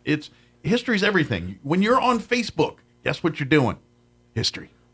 For sure. You're trying to get the details, the scuttlebutt, what's going on. Yes. And, that's history. Guess what? Just because it's not ancient history or, you know what I mean, does not make it history. Right. Well, even partnering with the Roswell Library on, we're scanning in and have the honor to work with Enid on yearbooks. Mm-hmm. That's history. We're scanning in history. And long-term goal is we'll have all the yearbooks, part of Travis County, through the library. And that is, we're being just one little part of it. And I think the important thing I want everybody listening to know is never, ever, never do we have the intention to make it all about us. Sure. It never is. We are just that super connecting opportunity. The home to house the thing to put the spotlight on the thing that we want to put the spotlight on. And one thing we told our students, fourth graders, we gave them little armbands, make your mark in history, because I think you've got an armband around here that's a little bit different. That's new and improved. Mike, it's fun. Oh, yeah, it's right here. But what our goal is to have history clubs at every school in Travis County. Absolutely. And fun things. And the kids are coming to us with connecting with that history, because I think we have the opportunity here. And to be honest, I will say in a slightly selfish way, these kids are the future board members, executive directors, the future folks that are going to carry the Historical Society forward into the next generation. And I think that little puzzle of all schools thinking, it's not about you being on the bad side. It has nothing to do with that. They realize they're part of this puzzle. And technically, this Lincoln County, now it's had Travis County, same thing. We're all one. Yes. And then this begat this. You wonder why we do things a certain way. Well, guess what? There is a tradition to it. There's a thing to it. And guess what? The Historical Society probably can take you down a path to see the origins of something, or why we do a thing the way we do, why the customs are the way we are here. This is why when we always bring John on, and he always does, and every time he does his books on, and a lot of times, especially when he does his books about, just culture, old culture, whether it's like witchcrafty type stuff, but it's all a history to it, and why did they take the different spin, pulling you in, and that's what is awesome about the state of New Mexico that most people don't realize is because because it's been so many different cultures that have touched this state. From Mexicans and Incas and Aztecs to Spaniards to Native Americans to the white man. Everything that's come as part has really created a very unique hodgepodge culture that is New Mexico. We are as infused in Native as in Spanish, as in Mexican, as in white culture. All of it is an equal representation in some way, shape, or form in New Mexico. And I just got emails since I was waiting for you outside. Yeah. And I had just gotten an email from Donna Blake Birchall in Carlsbad. I just got an email from Lincoln County and then Lane County. That's since we've been sitting here. And I think our intentional effort is just to get the history out and have fun with it. Grow up here and this is what I think is neat, because I grew up in D.C. in Maryland, where you can throw a rock and hit a museum and history is everywhere. But it's all, at the end of the day, U.S. history. You know what I mean? It's about, either revolution or civil war.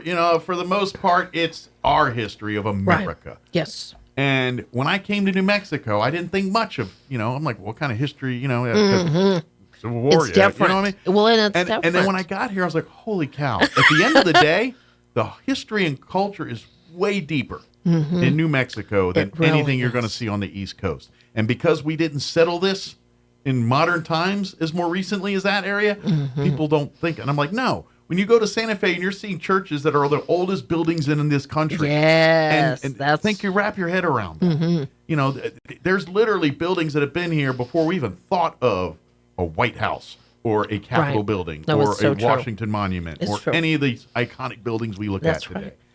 These buildings are like hold my beer. I was 300 when that one came out. Right. No, it is. It's so true. It And is. so that's what I try to tell people and say, this is what the Historical Society is. It celebrates all of this. It brings it as a place where people can come and learn about it if they want to, or it's there for what the next generation do. That's right. And we're constantly evolving and adding to it. And that's why our archives is, I mean, we're very limited space, but there's so much there because we want to chronicle these high school, you know, in theory, we'd love to. If you went to high school in Chavez County, guess what? We could probably find your yearbook picture. Well, that's and that's what right. we're, you know, that's the kind of stuff we want to have. So when you do come someday, your kids are here. It's like, remember when we used to do fourth grade tours? And when I was a kid, here's the history of that right here. That's right. Or you know, of course, the people we talk about before, some of the names, the Elvis Flemings, the names you'll see on various parts of the Historical Society. These are the people that set the table for us and see what we got here. It is now our job to keep those Elvis's traditions and some of these other traditions going. And really, you know, your Donnas and your Johns, these are the folks that are doing it. And that's why I love having them coming in and talking on books. But guess what? The kids sitting in Roswell High and Goddard High and Artesia High and Dexter High, they're the next John LeMays. They're the next Donna Blake Birchels. They're the next people, the next Amy McVeigh Teases that are going to be running this show. These are the people, the next Jason Garcias. These are the folks that are going to keep it so when you or your kids want to come and learn about the history of New Mexico, there's a place for it. And that's what we do.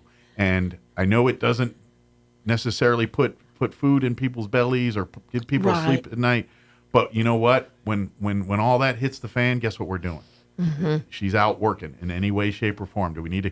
I'm telling you right now, the Historical Society, when floods hit, when all that, we were collecting toilet paper and supplies. We weren't collecting donations for historical When the fires have happened. And when the fires happen. And when we're serving disaster food strikes, and doing we things. pitch in our server's heart, and we do take a backseat to history. Right.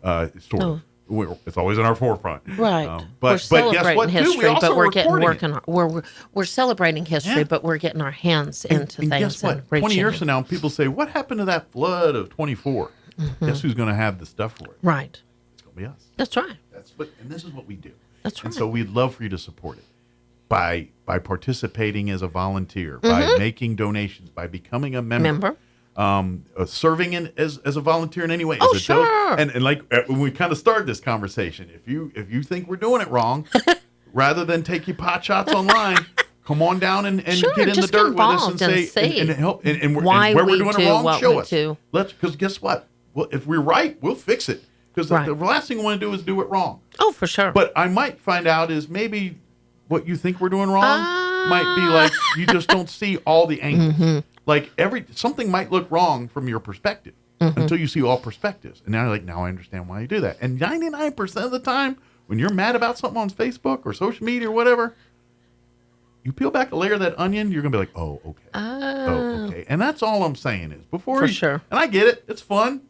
It's fun to go off half cocked and start yelling and just, create scorched earth there. I get it.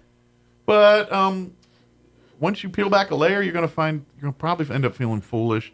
And then you got one of two options. You either have to backtrack and walk or ride your stupidity to the end. And we have people that are just dumb enough to do that. So don't do that. Well, and I think at the end of the day, our board has made an intentional effort. We will continue to see this glass half full. Absolutely. And reach out and impact lives through celebrating history, extending our arms to people like Caroline Brooks, battling the battle that they are.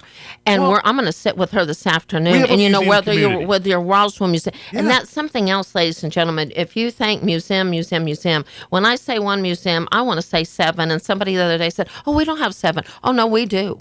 The Roswell Museum and others that may have had to close. They're living. There might be more than 7.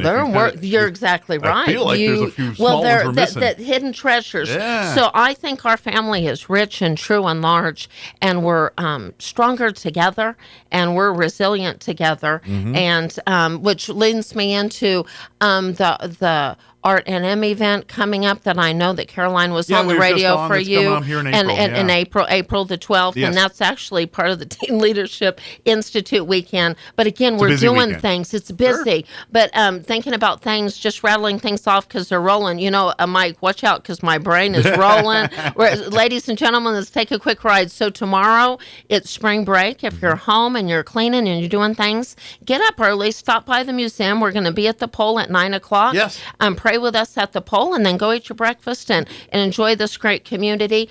On Thursday, blood drive from 12 to 4. We've got spots available. So we do have some and I openings just got a call this morning that somebody's unable to because they've got an extra somebody. filled in. So an extra. So call. You can make life easy. Text me at 575-915-4471 saying, "Hey, Amy, I'd be happy to save a life together with Historical Society donating blood." And I get that. I always hear Everyone that has their people can't say, "Oh, I can't donate blood."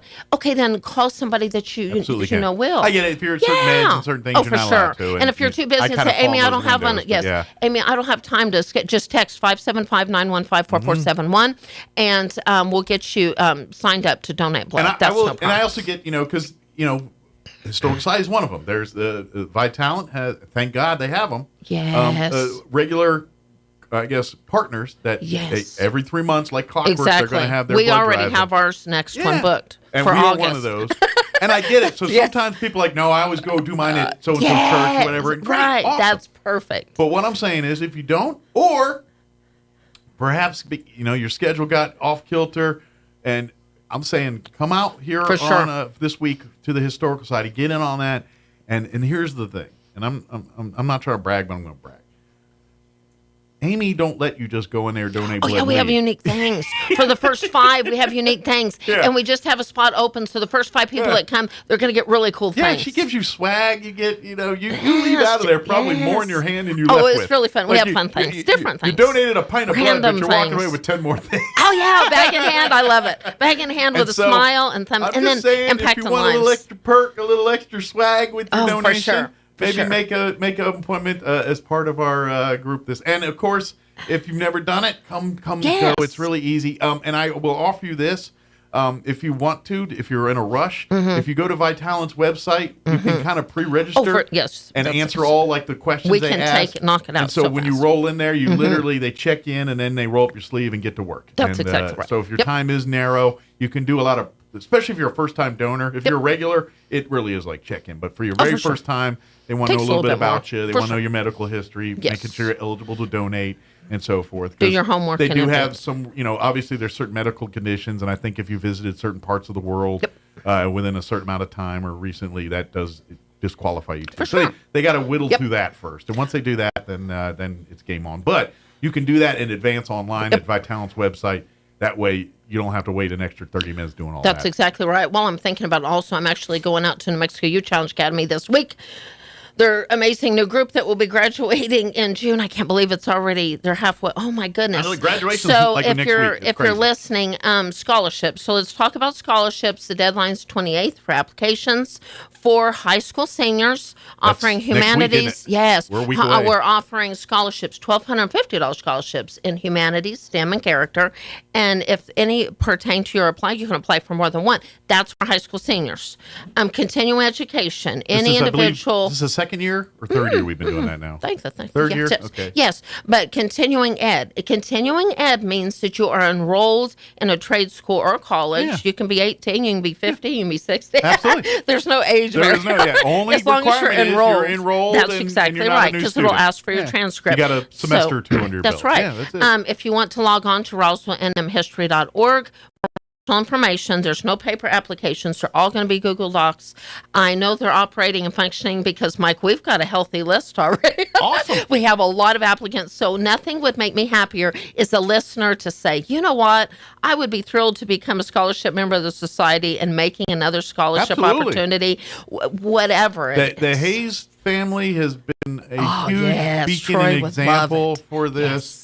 And nothing would make him happier is to other donors glom on to help. Oh, for out. sure. So And that would it's, be when, a perfect thing when we we'd love to mention have. Troy Hayes, whether you're the Morgan Nelson family, whether you're the TSI Family Fund, whether you're Dairy Producers in New Mexico, whether you're so many others, the Jennings family, so many others have hopped on to this. So, and I know one thing is for sure, if Troy's listening, he's probably working.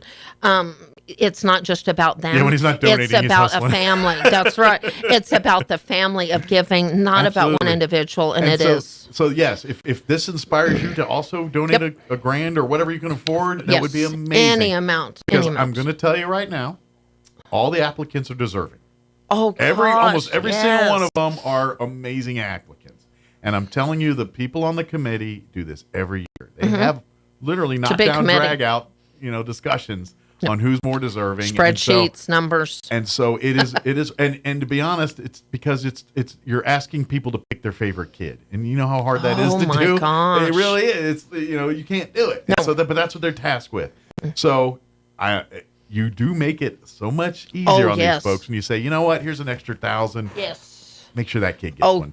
and that's happened so often. And also, if you want to be part of New Mexico Youth Challenge Academy, so we give scholarships for New Mexico Youth Challenge Academy twice a year. We'll give in June and December. If you would say, hey, I'd love to partner and support New Mexico Youth Challenge Academy and the amazing things they're doing out there, we're honored to be a part of the family of New Mexico Youth Challenge Academy. Absolutely. Getting out in that area has make me thinking about air races. We're developing quite a healthy, amazing volunteer team. And we need The more if you want to be Historical on it. Society team for the air races. Call the museum at 622-8333. We have the applications. We have information about what it looks like to be a volunteer for the air races. But we're our family, the Historical Society family. We're going to be representing. We're going Absolutely. to have a lot of fun. So be part of our and team. and And if support you haven't the done your amazingness. research yet on some of that air race stuff, they do require certain things you have to get Yes. done Oh, for to sure. be a part of it. And part Yes. of that is you got to have a base of volunteers at the ready. Yep. And so, so there is some legwork that we have to do. And so to be in, to making sure, and it makes sense because they don't want you signing up for this. Oh, and then the thing good comes grief, and we got yes. me and Bub and that's it. We Well, can't do anything. yes. No, they want this all because it's a well-oiled machine, pardon the pun. Oh, my goodness, And yes. so they want to know exactly how many you got and what you can do Yes. so we can put that to maximum capacity. Well, and that's history in the making. And a huge shout out to Roswell and every individual that allowed us this amazing opportunity. It's history in the making. We're going to volunteer, but we're going to be there. We have a lot of things going on, whether it's in the summer. Check our calendar. Go on the website, roswellmhistory.org. We've got a lot of things going on. Also, if you're looking for opportunity, COVID, even to this day has put a huge damper on like Sunday fun days and things. We've never really returned Sunday fun days like pre-COVID just because of the world we live in. Well, but if there's people that have interesting things, let's create a Sunday fun day for it. Maybe we're not doing them every Sunday. Well, but if you're an author or if you're a historical person and you have a thing, reach out to us and say, I would love to do an event where people come and learn about. Reach out to us because we'd love to partner with Well, a them. lot of organizations, we used to be part of the Tourism Council that no longer meets. It does not mean we're not. Well, and I wasn't even ahead of that, whether you're Jane Anglin, Elaine Mayfield and stuff. We're doing things different. But what I want people to know about this Sunday Fun Day deal, I think people got it hang up. I can be very honest. We could be doing things every month and 2 or 3 people would show up. Exactly. Or a couple of months we do something. So I need to remind people, different isn't always. There's so many organizations doing things I think we need to different. treat it like a special event thing, where maybe Well, it's it once a is. quarter Yes, or whatever yes, that is. yes. But because And I got to be honest, Sunday Fun Day, we were trying to get just to make sure we have something every Sunday, and quite frankly, just because we're interested in it. That means like 3. You know what I mean? Well, like and there might be others just are subjects that doing just things weren't- too. We've got a lot of the librarian of great people. So let's we'll do something with mass appeal. We have insurance. We have things that look different too, and we respect rules and regulations too. Things look different, but different is okay too. But we've that got a being lot said, of we projects. would love if you've got an idea for a great Sunday Fun Day event or a thing that we really could generate some interest. We would love to talk And about. I think where we're going is that I don't even know that we need to say Sunday Fun Day anymore because I don't even know if Sunday's the most convenient day. We have events coming up that may not be on a Sunday, and that doesn't mean we're failing Tuesday on Fun Sunday Day Fun or Days. Wednesday Fun Day or whatever Exactly. day. Sunday Fun Day doesn't have to be a Sunday Fun Day. And It let's might be face it, weekends and Sundays different are- things. for a day off for most, is a pretty regimented day. Well, obviously, I a lot think, of families, yes. it's a church day, and so I'm tied up all morning. A lot of us depending are. on the church, that's generally an all-day for affair. sure. And It could things. certainly can be. And so, and then when you get football season, I don't care what anybody says, getting people to come on a Sunday afternoon to thing during football it's season seasonal is really, for different really things. hard. That is right. And so Sunday, by and large, is just an inconvenient day for most people because people, if you have set plans on a day, Sunday's a day that seems to just garner those. It's true. It's not a what do you want to do day. We embrace all opportunities. Sure. And while I'm thinking about all opportunities, I'm going to roll some things off real fast. I am part of Teen Leadership Institute. We're still needing sponsors because we have an amazing group of kids and we need that. Contact Damon Graham, Desi Aguilar for that. Yeah, deadlines have passed for signups for the kids. The selection has been completed. We're still needing sponsors. Yeah, if sponsorship you want money, to say, scholarship hey, money, we want to things pay like for the insurance and blessings like that, we've got good bags. If anybody even wants to donate things for our goodie bag treats on that. I'm also thinking about character counts. That's part of history too. Character counts to Travis County. Our events are coming up in April.